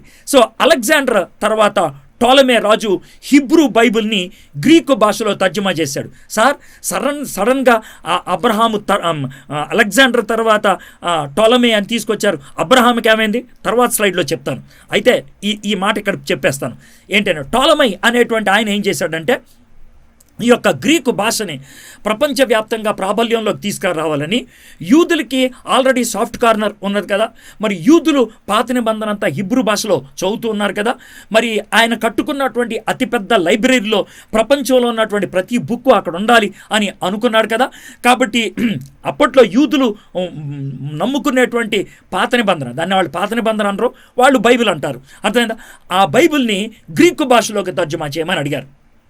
అప్పుడు 72 రోజుల్లో 72 మంది పండితులు, అర్థమైందా? ఎందుకంటే 12 గోత్రాలు కదా, ఒక్కొక్క గోత్రం నుంచి 6, 6, 12, 72. అలెక్సాంద్రియా అనేటువంటి ఒక ఊర్లో, అది సముద్ర తీరాన ఉంటుంది ఐగుప్తి దేశంలో. ఆ దేశంలో ఆ పట్టణంలో కూర్చొని వీళ్ళు పాత నిబంధన అంతటిని కూడా గ్రీకు భాషలోకి తర్జుమా చేశారు. 70 మంది కూర్చొని తర్జుమా చేశారు కాబట్టి దానికి సెప్టువాజెంట్ అని పేరు పెట్టారనమాట. సో ఇది అంటే హెలనైజేషన్ బట్టి జరిగినటువంటి విషయం. అయితే అలెగ్జాండర్ భారతదేశము పంజాబ్ ఆ ప్రాంతాల్లో, ఆయన ఉత్తర భారతదేశంలో సింధు ఆ యొక్క సముద్రం, సింధు నది ఆ ప్రాంతంలో కొన్ని భాగాల్ని ఆయన గెలుచుకున్న తర్వాత సైనికులు బాగా నీరసించిపోయారు. వాళ్ళల్లో ఒక విధంగా నీరసం వచ్చి, అయ్యా మనం వెనక్కి వెళ్ళిపోదాం అని అన్నప్పుడు వెనక్కి వెళ్ళిపోవడం జరిగింది అలెగ్జాండర్కి. అయితే అక్కడ రకరకాలైనటువంటి మాటలు చెప్తూ ఉంటారు. ఏమనంటే, ఆయన భారతదేశం వచ్చినప్పుడు ఒక దోమ కుట్టిందని, ఆ దోమ కుట్టడం బట్టి ఆయనకు మలేరియా జబ్బు వచ్చిందని, అందుకు వెనక్కి వెళ్ళిపోయాడని కొంతమంది చెప్తారు. లేదు, సైనికులు నీరసించిపోయి వెనక్కి వెళ్ళిపోదాం అనుకొని వెనక్కి వెళ్ళిపోయారంటారు. ఏది ఏమైనప్పుడు కూడా అలెగ్జాండర్ వెనక్కి వెళ్ళిపోయాడు. వెనక్కి వెళ్ళిపోయిన తర్వాత ఆయనకి బాగా జబ్బు చేసింది, ఆయన చనిపోవడం జరిగింది. అలెగ్జాండర్ ఎప్పుడు చచ్చిపోయాడు అని అంటానికి పిన్ పాయింట్ చేసి ఒక డేట్ చూపించడానికి భయపడుతూ ఉంటారు. అదేంటండి, ఎందుకని భయపడుతూ ఉంటారంటే, చాలా విచిత్ర విషయం ఏంటి తెలుసా? చరిత్ర పుస్తకాల్లో రాసేది ఏంటంటే, అలెగ్జాండర్ చచ్చిపోయాడు అని 6 రోజుల దాకా వాళ్ళు ధృవీకరించలేకపోయారంట. ఎందుకంటే ఆయన చచ్చిపోయిన తర్వాత కూడా వాళ్ళు చెప్పేటువంటి మాట ఏంటి అని అంటే, ఆయన ఒళ్ళు కుళ్ళు పట్టకుండా అలాగే ఉండిపోయింది అని. దాంతో అలెగ్జాండర్ని ఒక విధంగా దేవుడు పంపించినటువంటి ప్రతినిధిగా చెప్తూ ఉంటారు. అయితే చాలామంది జూన్ 10, 13 మధ్యలో ఏదో తారీఖును, కొంతమంది 11 అంటారు, కొంతమంది 12 అంటారు. అయితే నేను అందుకనే ఈ విధంగా తర్జన భర్జన ఉంది కాబట్టి ఈ విధంగా చెప్పాను. 10 నుంచి 13 మధ్యలో ఏదో ఒక రోజున ఆయన చచ్చిపోయాడు. అర్థమైందా? దాన్ని అప్పట్లో హిల్లా అనేవాళ్ళు. ఇప్పుడు ముస్లింలు ప్రతి దానికి ముందు అల్ అని పెడతారు కదా, దానికి అల్ హిల్లా అని పేరు పెట్టారు. అది బబులోనికి అవుట్స్కర్ట్స్లో ఉంటుంది, ఇరాక్ దేశానికి లో ఉన్నటువంటి బబులోనికి. అక్కడ చాలా చిన్న వయసులో 32, 33 ఏళ్ళ మధ్యలో ఆయన చనిపోవటం జరిగింది. ఆయన చనిపోయిన తర్వాత ఇప్పుడు చూడండి, దానియేలు 8:22లో అది పెరిగిన పెమ్మట దానికి బదులుగా 4 కొమ్ములు పుట్టినవి గదా, 4 రాజులు ఆ జనముల నుండి పుట్టుదురు కానీ వారు అతనికున్న బలము గలవారుగా ఉండరు. అయితే ఈ 4 కొమ్ములు ఎంత స్పష్టంగా నెరవేరాయో ఇక్కడ మనం చూస్తాం. ఎందుకంటే అలెగ్జాండరు ఆయన మరణ పడక మీద ఉన్నప్పుడు తాను తన భార్య గర్భిణి, కడుపులో ఉన్నాడు బిడ్డ. అయితే ఆ బిడ్డకు రాజ్యాన్ని ఇవ్వలేడు కదా, ఎందుకంటే కడుపులో ఉన్నాడు కదా. అందుకే తనకి బాగా నచ్చినటువంటి ఒక నలుగురు ఆయన సైనిక అధికారుల్ని పిలిపించి ఆ నలుగురికి తన యొక్క రాజ్యాన్ని 4 ముక్కలు చేసి పంచిపెట్టేశాడు. అందుట్లో ఒక ఆయన పేరు టోలమై, 2 ఆయన సెల్యూకస్, 3 ఆయన కెసిండర్, 3 ఆయన లైసిమాకస్. ఈ నలుగురికి ఆయన పంచి ఇచ్చేశారు. ఆయన ఎవరెవరికి ఏమి ఇచ్చారు అనేది అక్కడ ఇచ్చాం. అయితే వీళ్ళల్లో మనకి 2 చాలా ప్రాముఖ్యమైనటువంటి వాళ్ళు అన్నమాట. సరే, దాన్ని చూడకముందు చూద్దాం ముక్కలు ముక్కలుగా. అయితే ఈ గ్రీకు దేశీయాన్ని బట్టి వచ్చినటువంటి పరిణామాలు ఏంటో ఒకసారి చూద్దాం. ముక్కలు ముక్కలుగా ఉన్న రాజ్యాలు ఒక్క సామ్రాజ్యంలో ఉండటం బట్టి సువార్త సులభంగా వ్యాప్తి చెందడానికి దోహదపడింది. ఇప్పుడు మీకు అర్థమైంది కదా, కాలము పరిపూర్ణమైనప్పుడు యేసుప్రభు ఎందుకు వచ్చాడంటే, యేసుప్రభు ఈ లోకములోకి వచ్చేటప్పటికి ఒక విధంగా చుట్టూ సువార్త వ్యాప్తి చెందడానికి అనుకూల పరిస్థితులు కల్పించబడ్డాయి అన్నమాట. దాంట్లో ఇది ఒక ప్రాముఖ్యమైనటువంటి కారణం. ఏంటి అని అంటే, ముక్కలు ముక్కలుగా ఉన్నటువంటి దేశాల్లోకి వేరే వాళ్ళు వెళ్తే కనుక రే పరాయవాడు వచ్చాడు లేపేయండి అని అంటారు. ఎప్పుడైతే ఇది ఒక సామ్రాజ్యంగా ఏర్పడిందో, ఒక దేశం నుంచి ఇంకో దేశానికి వెళ్ళటం, ఒక ప్రాంతం నుంచి ఇంకొక ప్రాంతానికి వెళ్ళటం, ప్రయాణ సదుపాయం చాలా సులభతరమైందనమాట. సువార్తకు అది ప్రాముఖ్యమైంది. ప్రపంచ దేశాలు గ్రీకు భాష మాట్లాడటం బట్టి క్రొత్త నిబంధన గ్రీకు భాషలో మాట్లాడారు. మీకు ఒక మాట చెప్తాను చూడండి. రోమీలకు రాసినటువంటి పత్రిక రోమ్లో ఉన్న వాళ్ళ కోసం రాశారు. రోమ్లో ఉన్న వాళ్ళ యొక్క భాష ఏంటి? వాళ్ళు లాటిన్ భాష మాట్లాడాలి. అయితే వాళ్ళకు కూడా గ్రీకు భాషలో ఎందుకు రాయాల్సి వచ్చింది పౌలు భక్తుడు అని అంటే, ఎందుకంటే గ్రీకు భాష అంత ప్రాబల్యంలోకి వచ్చింది. పైగా పౌలు భక్తుడు రాసేటువంటి సమయానికి అలెగ్జాండర్ ఉన్నటువంటి కాలానికి మధ్యలో 300 సంవత్సరాలు ఉన్నది. ఆ 300 సంవత్సరాల్లో కూడా గ్రీకు భాష మర్చిపోయారా? లేదు. కాబట్టి అంత ప్రాబల్యంలో ఉన్నట్లు మనం చూస్తాం. భిన్న సంస్కృతులు కలవటం బట్టి అన్ని చోట్ల ఇతర సంస్కృతి వారికి ప్రవేశము సువార్త సుగమమైంది. ఓకే, వేరు వాళ్ళని ఆహ్వానించడం అనేది సులభతరమైంది. గ్రీకు ఆలోచన విధానం తాత్వికంగా సువార్త చెప్పడానికి సుగమమైంది. ఎందుకంటే స్కెప్టిసిజం వచ్చింది కాబట్టి, ఫిలసాఫికల్ థింకింగ్ వచ్చింది కాబట్టి, లాజిక్ వచ్చింది కాబట్టి, లాజికల్గా పౌలు భక్తుడు కొన్ని సందర్భాల్లో వాక్యం బోధించడం జరిగింది. పౌలే కాదు, పేతురు కూడా లాజిక్ ఉపయోగించాడు. తోమా భారతదేశానికి వచ్చినప్పుడు ఆయన కూడా లాజిక్ ఉపయోగించాడు. ఎందుకనంటే ఈ యొక్క గ్రీక్ తత్వాన్ని బట్టి, గ్రీక్ దేశీయాన్ని బట్టి ఇది సాధ్యపడింది అని మనం చెప్పగలుగుతూ ఉంటాం. గ్రీకులోకి తర్జుమా చేయబడిన హిబ్రూ బైబిల్ చెదిరిపోయిన వారికి ఎంతో ఉపయోగం అయింది. గ్రీకు భాషలోకి తర్జుమా అయ్యింది కాబట్టి ప్రపంచవ్యాప్తంగా ఉన్నటువంటి ప్రతి ఒక్కరికి కూడా ఇది చాలా సులభతరం అయినట్లు మనం చూస్తూ ఉంటాం. అయితే ఇప్పుడు నలుగురికి పంచిచ్చారు అని చెప్పాను కదా. ఈ ఎర్రగా ఉన్నదేమో కెసెండర్ ఒక విధంగా అలెగ్జాండర్కి బావ అవుతాడు. ఓకే, ఆ తర్వాత బ్రౌన్ కలర్లో ఉన్నది ఇంకొక ఆయనకి ఇచ్చారు. ఇప్పుడు మనం మెయిన్గా ఆలోచించాల్సింది 2 పచ్చలు, డార్క్ పచ్చ, లైట్ పచ్చ. డార్క్ పచ్చ ఏమో టాలుమైది, లైట్ పచ్చ ఏమో సెలూకస్ది. అయితే వీళ్ళిద్దరూ మనకి చాలా ప్రాముఖ్యమైనటువంటి వాళ్ళు అనమాట. ముందు అసలు ఆలోచించినట్లయితే అది పేర్లోంచి చూశారండి, టాలమై 1, సెలూకస్ 1. ఇప్పుడు ముందు టాలమై గురించి ఆలోచిద్దాం. టాలమై యొక్క సామ్రాజ్యం ఇది అనమాట. షార్ట్కట్లో దగ్గరలో జూమ్ చేసి చూపించాను. అయితే ఆయన అలెగ్జాండ్రియా, ఈజిప్ట్ దేశంలో ఉన్నటువంటి అలెగ్జాండ్రియా రాజధానిగా చేసుకొని ఆయన యొక్క సామ్రాజ్యం కొనసాగింది. 320 నుంచి 198 BC వరకు ఆయన యొక్క సామ్రాజ్యం కొనసాగినట్లు మనం చూస్తూ ఉంటాం. ఆ టాలమై వారసులందరికీ కూడా ఇదే పేరు ఉంటుంది, టాలమీ కొడుకు పేరు టాలమీ 2, టాలమీ కొడుకు యొక్క కొడుకు పేరు టాలమీ 3. ఆ విధంగా టాలమీ అని ఉంటేనే ఉంటుంది. కాబట్టి మీకు చిరాకెత్తుద్ది. వాళ్ళకి అసలు వేరే పేర్లు ఉంటాయి అనుకోండి, కానీ వాళ్ళు ఆ పేర్లు పెట్టుకుంటూ ఉంటారు. సీజర్ అనే పేరు ఎలా ఉంటుందో, హేరోద్ అనే పేరు ఎలా ఉంటుందో, ఫరో అనే పేరు ఎలా ఉంటుందో ఆ విధంగా ఉంటుంది అన్నాడు. టాలమీ సామ్రాజ్యము యోధా మతానికి హాని కలిగించలేదు. టాలమయ్యే ఆయన ఒక విధంగా చెప్పాలంటే బైబిల్ని గ్రీకు భాషలోకి తర్జుమా చేయడానికి పూనుకోవటం జరిగింది. అయితే ఆ అలెగ్జాండర్ యొక్క కోరికది, దాన్ని టాలమీ నెరవేర్చినట్లు మనం చూస్తూ ఉంటాం. సో అయితే ఇప్పుడు రెండో రాజ్యం ఏంటంటే సెలూకస్ వారసులను యాంటియోకాస్ అని పిలుస్తారు. ఇందాకేమో టాలమై వారసుల్ని టాలమై అని పిలుస్తారన్నాను. సెలూకస్ వారసులను యాంటియోకాస్ అని పిలుస్తారు. యాంటియోకస్ 1, యాంటియోకస్ 2, యాంటియోకస్ 3, యాంటియోకస్ 4 ఈ విధంగా పిలుస్తూ ఉంటారనమాట. అయితే 3వ యాంటియోకస్ టాలమైపై 6వ యుద్ధంలో, అంటే అప్పటికి 6 యుద్ధాలు జరిగినాయి, 6వ యుద్ధంలో విజయాన్ని సాధించాడు. యోధా ప్రాంతాన్ని కూడా స్వాధీనపరుచుకున్నాడు. ఇది ఎప్పుడు జరిగింది? 198లో జరిగింది. అంటే ఇద్దరు సైనిక అధికారులు, ఇద్దరు గ్రీకు వాళ్ళే.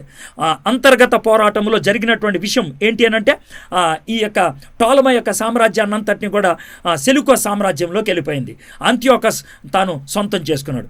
అయితే ఈ 4వ అంతియోకస్, 3వ అంతియోకస్ గెలుచుకున్నాడు.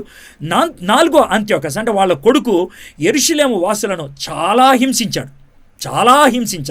ఈయన గురించి మనం కొంచెం బాగా తెలుసుకోవాలి. ఏం చేశాడు?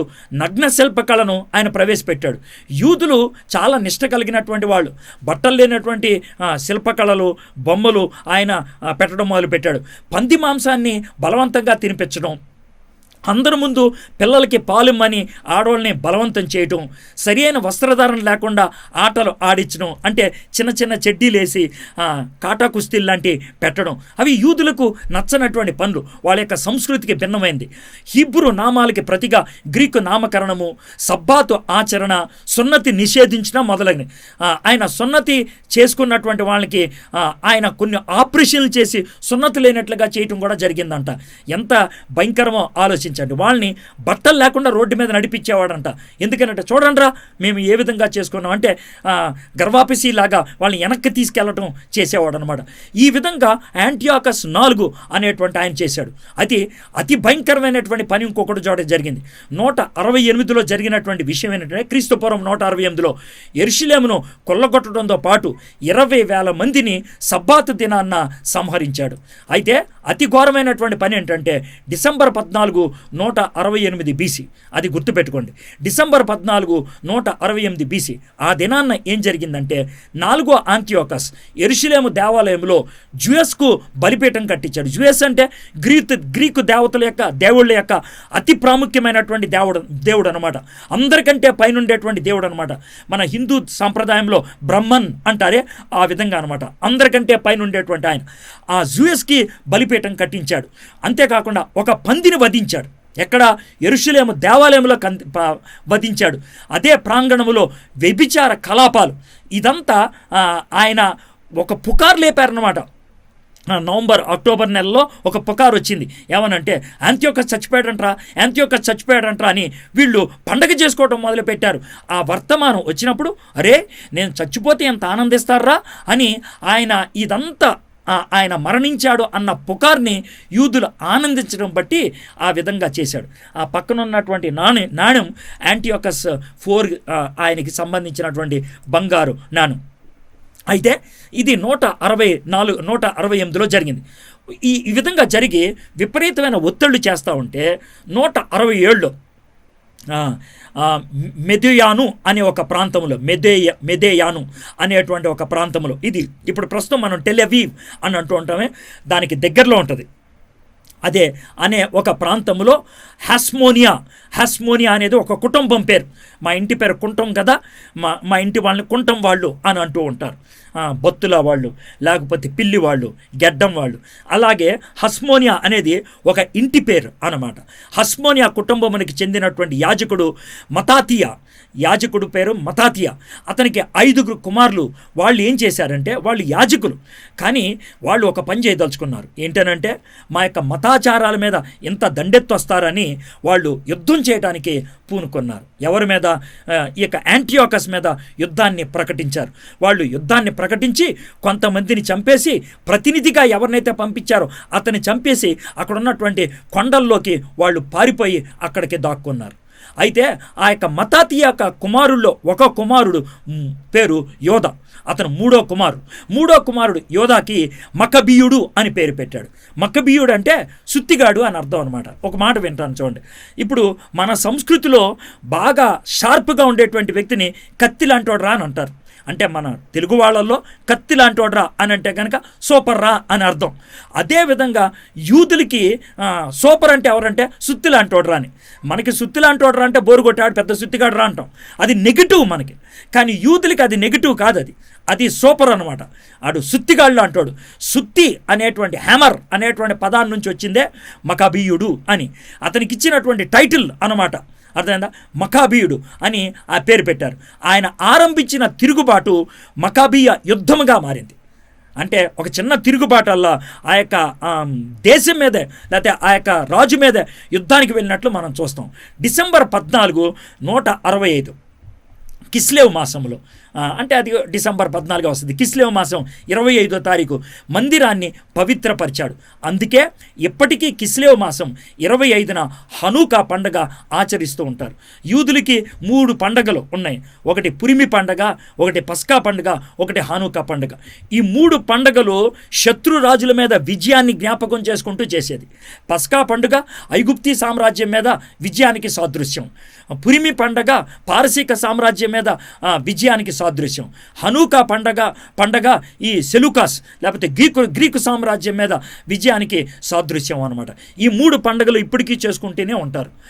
దాన్నే మనం యోహాను సువార్త 10వ అధ్యాయం 22వ వచనం ఆలయ ప్రతిష్ఠ పండుగ అనేటువంటి మాట చెప్పారు. 3 సంవత్సరాల్లో దాన్ని చేజిక్కించుకున్నాడు ఈ యొక్క మక్కబీయులు. ఆ తర్వాత మక్కబీయుల సామ్రాజ్యము స్టార్ట్ అయింది. మక్కబీయులు ఏం చేశారంటే నెమ్మదిగా ఈ సెలూకాస్ లేకపోతే యాంటియాకస్ మీద యుద్ధం చేయటం మొదలుపెట్టారు. ఆ యుద్ధంలో గెలవటం మొదలుపెట్టారు. మక్కబీయుని యొక్క బొమ్మ పెట్టాను మీకు చూడండి. 161లో బెత్ హరోన్ అంటే మీకు గుర్తుండాలి. యెహోషువ ప్రార్థన చేస్తే సూర్యచంద్రులు ఆగిపోయారా, అక్కడ పూర్తి విజయాన్ని సాధించారు మక్కబీయులు. కాబట్టి ఒక విధంగా వాళ్ళు ఏమనుకుంటారు తెలుసా, ఇక్కడ దేవుని యొక్క సహాయంతోనే ఇది మనం సాధించామని. ఎందుకనంటే వాళ్ళు ఒకసారి యుద్ధానికి వెళ్ళినప్పుడు అవతల యాంటియాకస్ దగ్గర 20,000 మందిని తీసుకొస్తే వీళ్ళు కనీసము 2,000 మంది కూడా ఉండరు. అలాంటప్పుడు ఈ మక్కబీయులు అంటారు వాళ్ళు 20,000 మంది ఉన్నారు, మనం 2,000 మందే ఉన్నాం. ఎలాగానంటే మీరు ఒక్కొక్కళ్ళు 10,000 మందితో సమానంగా యుద్ధం చేయగలుగుతారు. దేవుడు మనకి తోడుగా ఉన్నాడు, దేవుడు మన పక్షాన ఉండగా మనకి విరోధి ఎవరు అని ఆయన అద్భుతమైన ప్రసంగం చేయటం బట్టి వెళ్ళి యుద్ధం చేసి ఆ గొప్ప విజయాన్ని సాధించారు అని చెప్తూ ఉంటారు. ఆ విధంగా యుద్ధం విజయ సాధించాన్ని బట్టి హస్మోనియా రాజ్యమునకు తెర తీయటం జరిగింది.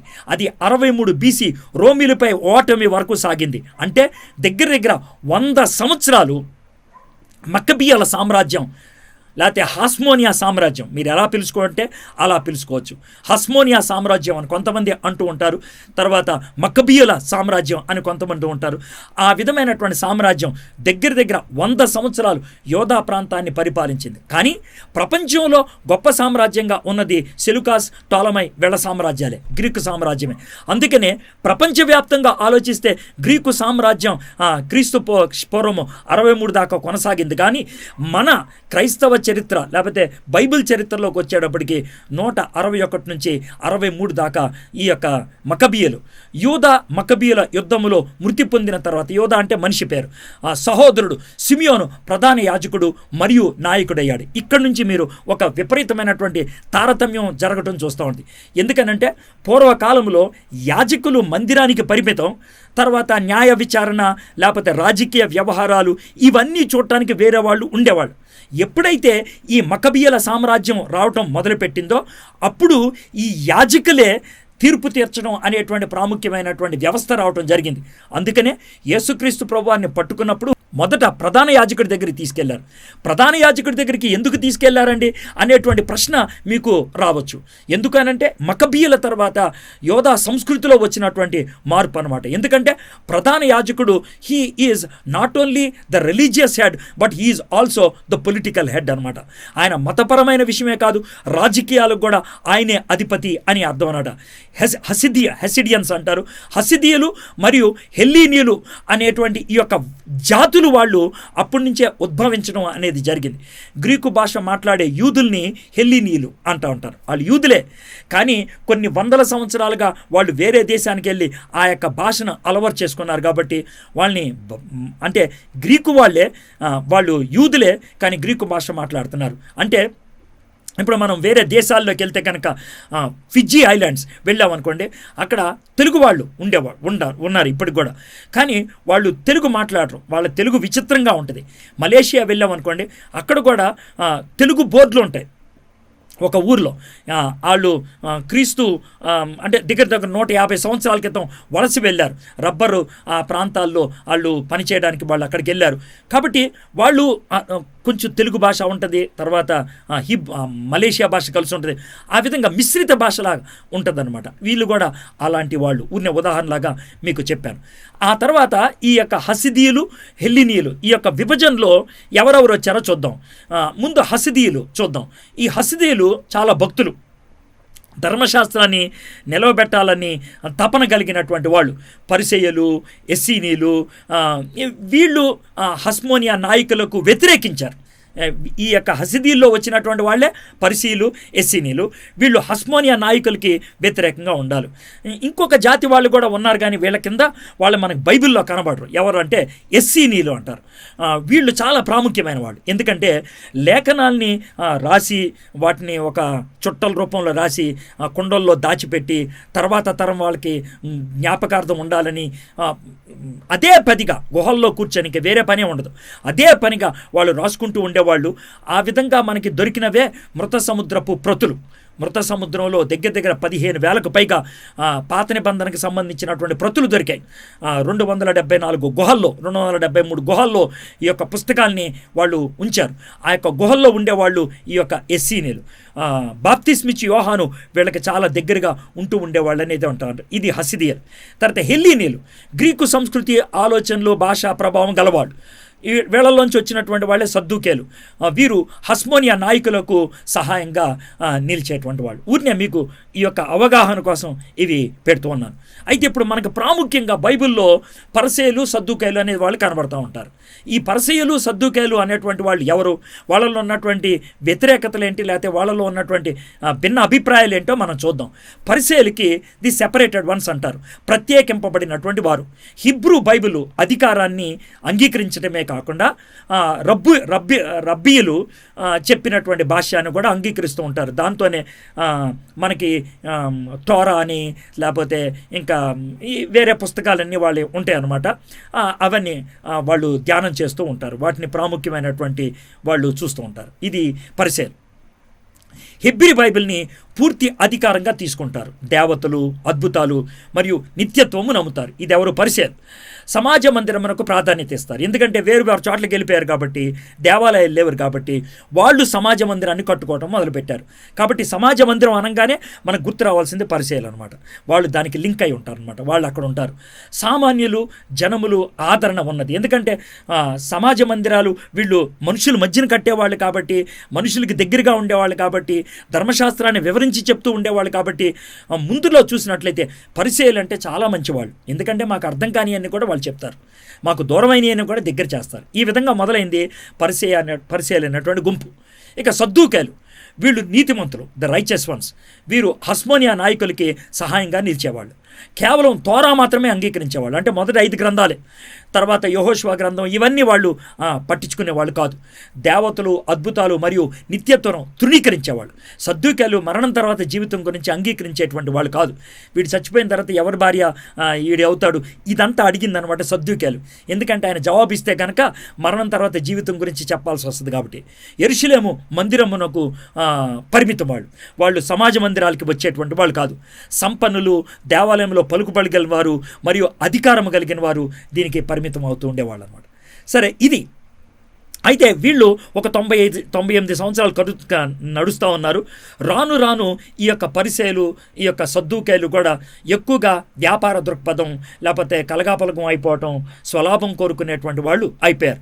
ఈ యొక్క మక్కబీయులు గడుస్తూ ఉన్నప్పటికీ ఏమి జరిగిందంటే క్రీస్తుపూర్వం 63లో 2 పిల్లులు కోతి కథలాగా అయిందనమాట. ఇద్దరు మక్కబీయుల మధ్యన గొడవ ఏర్పడింది. నేను రాజు అని. అప్పుడు ఏం చేశాడంటే ఒక ఆయన వెళ్ళి పాంపేని కోరారు. పాంపే అనేటువంటి ఆయన ఒక రోమన్ జనరల్, ఆయన చక్రవర్తి కాదు, జనరల్. ఆయన్ని కోరారు. ఈ పాంపే ఏం చేశాడంటే చక్కగా వినియోగించుకొని యోధియా ప్రాంతాన్ని రోబా ప్రాంతంగా మార్చేశాడు. ఎవరిద్దరి మధ్యన గొడవ వచ్చిందంటే హిర్కానస్ టు అరిస్టోబలస్ టు, వీళ్ళిద్దరి మధ్యన గొడవ వచ్చింది. గొడవ వస్తే ఆయన హిర్కానస్ టూని ఆయన చంపేసి అరిస్టోబాలస్ని ఆయన ఏం చేశాడంటే 3 నెలలు అక్కడ యుద్ధం చేశాడు. 12,000 మంది యూదులు చంపేశాడు. ఆయన పాంపే తిరిగి రోమ్ పట్టణానికి వెళ్ళేటప్పుడు ఈ యొక్క అరిస్టోబాలస్ని తను పట్టుకొని వెళ్ళాడు. ఎందుకనంటే తన యొక్క ట్రాఫీగా చూపించడానికి, చూడు నేను యోధా ప్రాంతాన్ని సొంతం చేసుకొని వచ్చాను అని చెప్పడానికి ఆయన ట్రాఫీగా వెనక్కి తీసుకొని వెళ్ళాడు. అప్పుడు ఇంకొక జనరల్గా రోమన్ సామ్రాజ్యాన్ని నడిపిస్తున్నటువంటి ఆయన ఎవరంటే జూలియస్ సీజర్. ఈ జూలియస్ సీజర్ ఆగస్టు 9, 48లో గ్రీసు దేశంలో జరిగిన అంతర్గత యుద్ధంలో పాంపేని ఓడగొట్టాడు. ఆయన పాంపేను ఓడగొట్టి అతను ఐగుప్తి పారిపోయినప్పుడు అక్కడ చంపేశారు. ఎవరిని? పాంపేని. ఇక పాంపే చచ్చిపోవటంతో ఇక జూలియస్ సీజర్ తాను చక్రవర్తిగా ప్రకటించుకోవటం జరిగిందనమాట.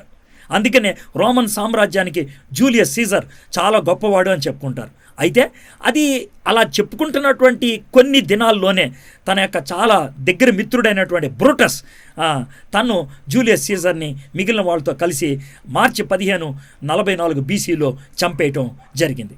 ఎప్పుడైతే బ్రూటస్ జూలియస్ సీజర్ని చంపేశారో, జూలియస్ సీజర్ యొక్క పెంపురు కుమారుడైనటువంటి కైసర్ ఔగుస్తు, ఎక్కడతో మనకి బైబిల్లోకి ప్రవేశించేయటం మొదలు పెడతాం. కైసర్ ఔగుస్తు ఆయన చక్రవర్తి అయ్యాడు. అంతకు ముందు దాకా ఇది ఒక ప్రజాస్వామ్యంగా ఉండేది. ఏది? రోమా సామ్రాజ్యం ప్రజాస్వామ్యంగా, రిపబ్లిక్గా ఉండేదన్నమాట. అయితే ఈయన ఎవరు? కైసర్ ఔగుస్తు అనేటువంటి ఆయన, మనం సీజర్ అగస్టస్ అంటూ ఉంటాం, ఆయన రోమన్ సామ్రాజ్యంగా మార్చేయటం జరిగింది. ఈయన అగస్టస్ సీజర్ అన్నమాట. కైసర్ ఔగుస్తు అసలు పేరు ఆక్టేవియన్. జూలియస్ సీజర్ పెంచుకున్నాడు కాబట్టి సీజర్ అనే పేరు అతనికి చేర్చారు. మార్క్ ఆంటోనీ, క్లియోపాత్ర వాళ్ళిద్దరూ కూడా ఒక విధంగా సామ్రాజ్యం సొంతం చేసుకుందాం అని అనుకున్నారు. అయితే వాళ్ళిద్దరూ కొన్ని కారణాలతో ఆత్మహత్య చేసుకున్న తర్వాత ఈయన అగస్టస్ సీజర్ అంటే కైసర్ ఔగుస్తు తాను చక్రవర్తిగా ప్రకటించుకున్నాడు. తన పేర్ల అగస్టస్ అని పేరు చేర్చుకున్నాడు. ఔగుస్తు అన్న మాటగా అర్థం ఏంటంటే పవిత్రమైన, ఉన్నతమైన. నేను పవిత్రమైన వాణ్ణి, ఉన్నతమైనటువంటి వాణ్ణి, పైనుంచి వచ్చినటువంటి వాణ్ణి, ఒక విధంగా చెప్పాలంటే నేనే దేవుణ్ణి అని ప్రకటించుకోవడం మొదలుపెట్టాడు అగస్టస్. కైసర్ ఔగుస్తు అనమాట ఆ చక్రవర్తి. కైసర్ ఔగుస్తు 31 BCల పాక్స్ రోమానా అంటే శాంతియుతమైనటువంటి రోమన్ సామ్రాజ్యానికి ఆయన తెరతీశాడు.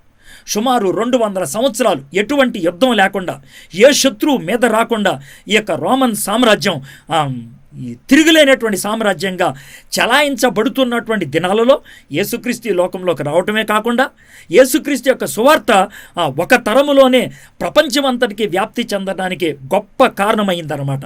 అది ఎందుకు కారణమైంది అనేది చాలా త్వరితగతి చూద్దాం. గుర్తుపెట్టుకోండి, ఇదంతా కూడా గంటన్నరలో చెప్పాలి అనుకున్నాను. 1:25 అయింది. మీకు 1:25 అయిందని మరి తెలుసో లేదో నాకు తెలియదు. స్టోరీ లెక్కన చెప్పుకుంటూ వెళ్తున్నాను. ఓకే, జూలై మాసానికి జూలియస్ సీజర్ పేరు, ఆగస్టు మాసానికి కైసర్ ఔగుస్తు పేరు పెట్టుకోవటం అనేది జరిగింది. ఊరినే మీకు చెప్తున్నాను.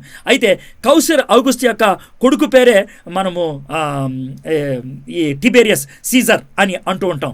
కైసర్ ఔగుస్తు 19 ఆగస్టు క్రీస్తుపూర్వం 14 క్రీస్తు శకం 14లో. ఇక్కడ నుంచి తారీఖులు యేసు ప్రభు తర్వాత, కాబట్టి మీరు జాగ్రత్తగా క్లారిటీ ఉండాలి. క్రీస్తు శకం 14లో సహజబద్ధంగా చనిపోయాడు. చనిపోకముందు అన్ని అప్పగింపలు చేశాడు. ఎందుకంటే ఆయన ముసలోడుగా చచ్చిపోయాడు కాబట్టి అప్పగించాడు. ఆయన సామ్రాజ్యాన్ని టిబెరియస్ అగస్టస్ సీజర్ అనేటువంటి ఆయనకి అప్పగించాడు. ఆయన సొంత కొడుకు కాదు, పెంపుడు కొడుకు. తిబెరీ కైసర్ అసలు పేరు క్లౌడియా నీరో. కైసర్ ఔగుస్తు దత్తత తీసుకున్నాడు కాబట్టి అతనికి పేరు మార్చడం జరిగింది. క్రీస్తువు శకం 4 నుంచి పెంపుడు తండ్రితో కలిసి పరిపాలించాడు. ఎందుకని ఈ మాట చెప్పడం జరిగింది అనంటే, ఇతని ఏలుబడిలో 15వ సంవత్సరంలో బాప్తిస్మిచ్చి యోహాను పరిచర్య మొదలుపెట్టాడు అని ఉంటుంది. కాబట్టి బహుశా కొంతమంది బైబిల్ పండితులు ఏమని చెప్తాడంటే క్రీస్తు శకం 19 నుంచి బాప్తిస్మిచ్చి యోహాను పరిచర్య మొదలుపెట్టాడు అని చెప్తారు. దీనికి 15 ఏట కలుపున్నట్లయితే. మరికొంతమంది అయితే కనుక టిబెరియా కైసర్ 23 సంవత్సరాల తండ్రి సూత్రాలని నమ్మకంగా కనిసించాడు. అంటే తండ్రి చచ్చిపోయిన తర్వాత 14 ADలో ఆయన రాజు అయినట్లయితే, అక్కడి నుంచి లెక్కేసినట్లయితే 28, 29లో బాప్తిస్మిచ్చి యోహాను పరిచర్య మొదలుపెట్టాడని చెప్పొచ్చు. సరే, తిబెరీ కైసర్ 23 సంవత్సరాలు తండ్రి సూత్రాలు నమ్మకంగా కొనసాగించాడు. ఈయన చాలా మంచోడు. ఒక విధంగా చెప్పాలంటే నేనే దేవుణ్ణి అని ఎక్కడ చెప్పుకోలేదు, నమ్మకంగా చూశాడు. వీలైనంత మట్టుకు శాంతియుతంగా సామ్రాజ్యం నడిపించినట్లు జరిగింది. యేసు ప్రభు యొక్క యవ్వనం అంతా ఈయన కాలంలో జరిగినట్లు మనము చూడగలుగుతూ ఉంటాం. సరే, రోమియా సామ్రాజ్యం రావటం బట్టి ఏం జరిగింది? ఇందా గ్రీకు గురించి మనం చూసాం కదా. మీరు పక్కన బొమ్మ చూసినట్లయితే ఆ ఎర్ర గీతలన్నీ ఏంటంటే అయితే పడవ ప్రయాణ మార్గాలు, లేకపోతే రోడ్డు ప్రయాణాలు. అయితే ముఖ్యంగా చెప్పాలంటే రోమన్ సామ్రాజ్య కాలంలో 80,000 కిలోమీటర్లు రోడ్లు వేశారు. 80,000 కిలోమీటర్లు రోడ్లు వేశారు. రోమ్ పట్టణం నుంచి ప్రపంచంలో అన్ని ప్రాంతాలకి రోడ్లు వేసుకుంటూ వెళ్ళిపోయారు. భారతదేశానికి, అటు స్పెయిన్కి, ఇటు తర్వాత ఎక్కడెక్కడికో రష్యాకి, తర్వాత ఆఫ్రికా ఖండంలో ఉన్నటువంటి కార్తేజ్ అనేటువంటి ప్రాంతానికి రోడ్డు ప్రయాణం కానీ, పడవ ప్రయాణం కానీ అన్ని ప్రయాణాలు వేసుకోవటం మొదలుపెట్టారు. సుఖ ప్రయాణానికి రోమీల రోడ్లు సువార్తకు సదుపాయంగా మారిపోయాయి. 80,000 కిలోమీటర్ల రోడ్లు దొంగల నుండి భద్రత కల్పించడానికి దోహదపడింది. ఎక్కడ పడితే అక్కడ సెక్యూరిటీ ఆఫీసర్లు ఉండేటువంటి వాళ్ళు, కాబట్టి దొంగలు పడిపోకుండా తగ్గిపోవడానికి కారణం అయింది. నీటి సదుపాయానికి ఆక్విడక్టుల ద్వారా వాళ్ళు నీళ్లు వేరు వేరు ప్రాంతాలకి తీసుకొచ్చారు. ఆక్విడక్టులు అంటే ఆ బ్రిడ్జ్ మీద నుంచి మనుషులు వెళ్ళరు, నీళ్లు వెళ్తూ ఉంటాయి. కొండ ప్రాంతాల్లో ఉన్నటువంటి నీళ్లు ఎక్కడెక్కడికో తీసుకెళ్ళిపోయారు. అంతేకాకుండా దూర ప్రయాణాలు చేసే వాళ్ళకి శుభ్రంగా ఉండటానికి అక్కడక్కడ రోమన్ బాత్ టబ్స్ పెట్టారు. ఇక్కడ కూడా మనం ఒక బాత్ టబ్ చూస్తూ ఉంటాం అన్నమాట. అయితే రోమా పౌరసత్వం అంతర్జాతీయ ప్రయాణానికి ఎంతో ఉపయోగపడింది. అంటే వీసా ఆయన ఉపయోగించుకోవచ్చు అనమాట. చూడండి, నేను రోమన్ పౌరుణ్ణి అని పౌలు భక్తుడు అప్పుడప్పుడు చెప్పడం జరుగుతుంది కదా. ఆ యొక్క పౌరసత్వం అనేది ప్రపంచవ్యాప్తంగా ప్రయాణానికి సదుపాయపడింది. పౌలు రోమా పౌరసత్వాన్ని సువార్త వ్యాప్తికి కొన్ని సందర్భాల్లో వాడాడు. రోమా పౌరసత్వం ఉన్నప్పుడు రాయితీలు ఉన్నాయి. పౌలు కేవలం సువార్త వ్యాప్తి కోసమే వాడుకున్నాడు, శ్రమ తప్పించుకోవడానికి కాదు. దాన్ని మనం తర్వాత చూడబోతున్నాం. సరే, వీళ్ళు ప్రాముఖ్యమైనటువంటి రోమన్ చక్రవర్తులు. అగస్టస్ సీజర్, కౌసర్ ఔగుస్తు ఆయన మొట్టమొదటి వాడని చెప్పుకుంటూ ఉంటాం. తర్వాత వచ్చినటువంటి ఆయన యేసుప్రభు వారు ఈ మొదట అయినటువంటి కాలంలో పుట్టాడు. తర్వాత మనము ప్రాముఖ్యంగా ఆలోచించాల్సింది టిబేరియస్ అగస్టస్ సీజర్, తిబేరియా కైసర్ అనేటువంటి ఆయన. యేసుప్రభు వారు చనిపోయింది ఈయన కాలంలోనే. అర్థమైందా? అయితే ఈయన పెద్ద ప్రమేయం చూపించలేదు. పిలాతు ప్రాముఖ్యమైనటువంటి పరిస్థితిని ఉపయోగించాడు. తర్వాత కలిగిలో వచ్చాడు. ఈ కలిగుల ఆయన యాకోబుని చంపేశాడు. కలిగుల తర్వాత క్లాడియస్ వచ్చాడు, ఆయన యాకోబుని చంపేయడం జరిగింది. తర్వాత నీరో చక్రవర్తి వచ్చాడు. ఆ నీరో చక్రవర్తి పౌల్ని, పేతుర్ని చంపేయడం జరిగింది. ఆ తర్వాత టైటస్ ఫ్లేవియస్ వాస్పాసియానస్ అనేటువంటి ఆయన వచ్చాడు. ఆయన యెరూషలేంని కబ్జా చేసుకున్నాడు. ఆయన టైంలో ఆయన తండ్రి అగస్టస్ చక్రవర్తిగా ఉండేవాడు. ఆయన తండ్రి చనిపోయిన తర్వాత ఆయన చక్రవర్తి అయ్యి యెరూషలేముని పూర్తిగా ధ్వంసం చేశాడు క్రీస్తు శకం 70లో సెప్టెంబర్ 26వ తారీఖున. ఆ తర్వాత డొమిషియన్ అని కొంతమంది అంటారు, డొమిటియన్ అనేటువంటి చక్రవర్తి వచ్చాడు. ఆయన యోహాన్ని పట్మస్ ద్వీపంలో పంపించాడు. వీళ్ళు వేరు చక్రవర్తులు అనేటువంటి మాటని మనము అర్థం చేసుకోవాలి. ఓకే, అయితే ఈ రోమన్ చక్రవర్తులు ఒక పని చేశారు. ఏం చేశారంటే, రోమన్ చక్రవర్తులు చాలా శాంతియుతమైనటువంటి రోమా సామ్రాజ్యం ఉండాలనేసి ఆయా ప్రాంతాల్లో ఉన్నటువంటి వ్యక్తుల్ని తమ యొక్క రాజులుగా పెట్టుకునేవాళ్ళు, కానీ ప్రాంతీయ వ్యక్తుల్ని తమ యొక్క రాజులుగా పెట్టుకునేవాళ్ళు. ఆ యొక్క నేపథ్యంలోనే హస్మేనియాలకు చెందినటువంటి, అంటే మకాబియల రాజ్యములు అంతమొందించిన తర్వాత అంతకుముందే యోధా మతంలో చేర్చబడినటువంటి ఎదోమీయుల్లో ఒకడైనటువంటి యాంటిపార్కు అప్పగించాడు. అతను కుమారుడైనటువంటి హేరోదు తండ్రిని సహోదరుని చంపి అధికారాన్ని చేజించుకున్నాడు. అతనే హేరోద్ ది గ్రేట్ అనమాట. సో ఆ విధంగా హేరోదు సామ్రాజ్యం అనేది రావటం జరిగింది. హేరోద్ ది గ్రేట్ అనేటువంటి పిలువబడినటువంటి రాజు మనం యేసుక్రీస్తు బాల్య దినాల్లో చూస్తాం. మత్తయి 2లో బాలుడైన యేసుని చంపాలని ప్రయత్నించినటువంటి వ్యక్తి, అనేక మంది చిన్నపిల్లల్ని సంహరించినటువంటి వాడు ఈయనే, హేరోద్ ది గ్రేట్. అర్థమైందా? రాజు అయినటువంటి హేరోదు యోధా ఆచారాన్ని ప్రకారం పందిని తినేవాడు కాదు, ఎందుకంటే యోధాన్ని పాటించేవాడు కాబట్టి. కానీ రాజ్యాధికారం కోసం భార్యను చంపేశారు, 3 కొడుకుల్ని చంపేసేవాడు. అయితే ఆ టైంలో సీజర్ ఏమనేవాడే తెలుసా? హేరోదు ఇంటిలో ఒక మనిషిగా ఉండే కంటే పందిగా ఉండటం చాలా సంతోషం అనేవాడు. ఎందుకంటే పంది జోలికి వచ్చేవాడు కాదు కాబట్టి. యెరూషలేము దేవాలయాన్ని విశాలపరిచాడు. దాన్ని అవసరతను బట్టి కొండను పెద్దదిగా చేశాడు. యూదులను తృప్తిపరచడానికి పాలరాతిని, బంగారాన్ని బాగా ఉపయోగించాడు. క్లియోపాత్ర తన్ని అంతమొందిస్తుందనేటువంటి భయముతో మసాడా, ఒక దుర్గాన్ని మృత సముద్రం పక్కన కట్టుకున్నాడు. తర్వాత తనకి భద్రత కోసం బెత్లెహేమునకు దగ్గరలో ఒక కొండని పెద్దది చేసుకొని ఆయన హేరోద్యం అనేది నిర్మించుకున్నాడు. ఈ మధ్య కాలంలోనే హేరోద్ యొక్క సమాధి ఆ యొక్క హేరోద్యంలో దొరికిందని ఆర్కియాలజిస్టులు చెప్తూ ఉంటారు. రాజైన హేరోదు కైసర్ ఔగుస్తుని తృప్తిపరచడానికి కైసరియా కైసరియా. మనం కైసరియా అనే పట్టణాన్ని చాలా సందర్భాల్లో చూస్తూ ఉంటాం. ఆ పట్టణాన్ని ఆయనే కట్టిపెట్టాడు. పిలాతు అక్కడుండేవాడు, ఫెలిక్స్ అక్కడుండేవాడు, ఫేస్ట్ అక్కడుండేవాడు, రోమన్ గవర్నర్లు ఇక్కడే ఉండేటువంటి వాళ్ళు, ఇక్కడ నుంచే పరిపాలించేవాళ్ళు. కింద ఆ కైసరియాకి నీటిపారుదల కోసం కట్టినటువంటి అక్వెడక్ట్. రాజైన హేరోదు రోమీలకు బాగా అనుకూలస్తుడు, రాజుగా చాలా మూర్ఖుడు. తాను చనిపోయినప్పుడు మనుషులు దుఃఖపడాలని అనేక మందిని సంహరించమని తాకీదు సిద్ధపరిచి చనిపోయాడు. కాబట్టి వాళ్ళ యొక్క మూర్ఖత్వానికి ఇదొక నిదర్శనం. రాజైన హేరోదు చనిపోయిన తర్వాత బ్రతుకున్న 3 కుమారులు పంచుకున్నారు. ఆర్కెలయ, ఆంటిఫాస్ మరియు ఫిలిప్పు, వీళ్ళు పంచుకున్నారు. ఆర్కెలయ అనేటువంటి ఆయన అధికారంలోకి రాగానే 300 మంది యూదుల్ని చంపేశాడు. రోమీలకి ఈయన నచ్చలేదు. అతని స్థానంలో పొంతి పిలాతుని పెట్టడం జరిగింది. కేవలం 2 ఏళ్ళు మాత్రమే ఉన్నాడు. ఆ తర్వాత పొంతి పిలాతు వచ్చాడు. మీకు గుర్తుందో లేదో, హేరోదు అన్నటువంటి కాలంలో యేసు ప్రభుని ఐగుప్తులోకి తీసుకొచ్చారు. ఐగుప్తు నుంచి వెనక్కి యోదయా తీసుకురాకుండా ఆయన గలిలియా ప్రాంతానికి తీసుకొచ్చారు. ఎందుకని గలిలియా ప్రాంతానికి తీసుకెళ్లారంటే గలిలియా ప్రాంతాన్ని యాంటిపాస్ రూల్ చేస్తున్నాడు. ఈ ఆర్కెలియా అనేటువంటి ఆయన 3,000 మంది యూదుల్ని చంపేశాడు. అప్పుడే ఆ టైంలో వెనక్కి తీసుకొస్తే యేసు ప్రభునితో పాటు మరియా యోసెఫ్లను కూడా చంపేసి ఉండేవాడు. అందుకనే దేవదూత ఏమన్నాడంటే ఐగుప్తులో నుంచి యోధా కాకుండా ఆయన్ని గలిలియా ప్రాంతానికి తీసుకెళ్ళటం జరిగిందనమాట. సరే, గలిలియా ప్రాంతాన్ని ఈయన యాంటిపాస్ అనేటువంటి ఆయన రూల్ చేసినట్లు మనం చూస్తాం. ఆయన చాలా కాలం రూల్ చేశాడు. ఈయన చాలా మూర్ఖుడు. ఈయన గురించి మనం ఇంకొన్ని విషయాల్లో చూస్తూ ఉంటాం. యేసుక్రీస్తు ప్రభువారు ఇతని గురించే ఆ నక్కతో ఇలాగు చెప్పు అని మనకి లూకాసు వార్తలో చెప్పినట్లు మనం చూస్తూ ఉంటాం. బాప్తిస్మిచ్చి యోహాన్ని చంపేసింది కూడా ఈ యాంటిపాస్ అనేటువంటి ఆయనకి మనకు బైబిల్లో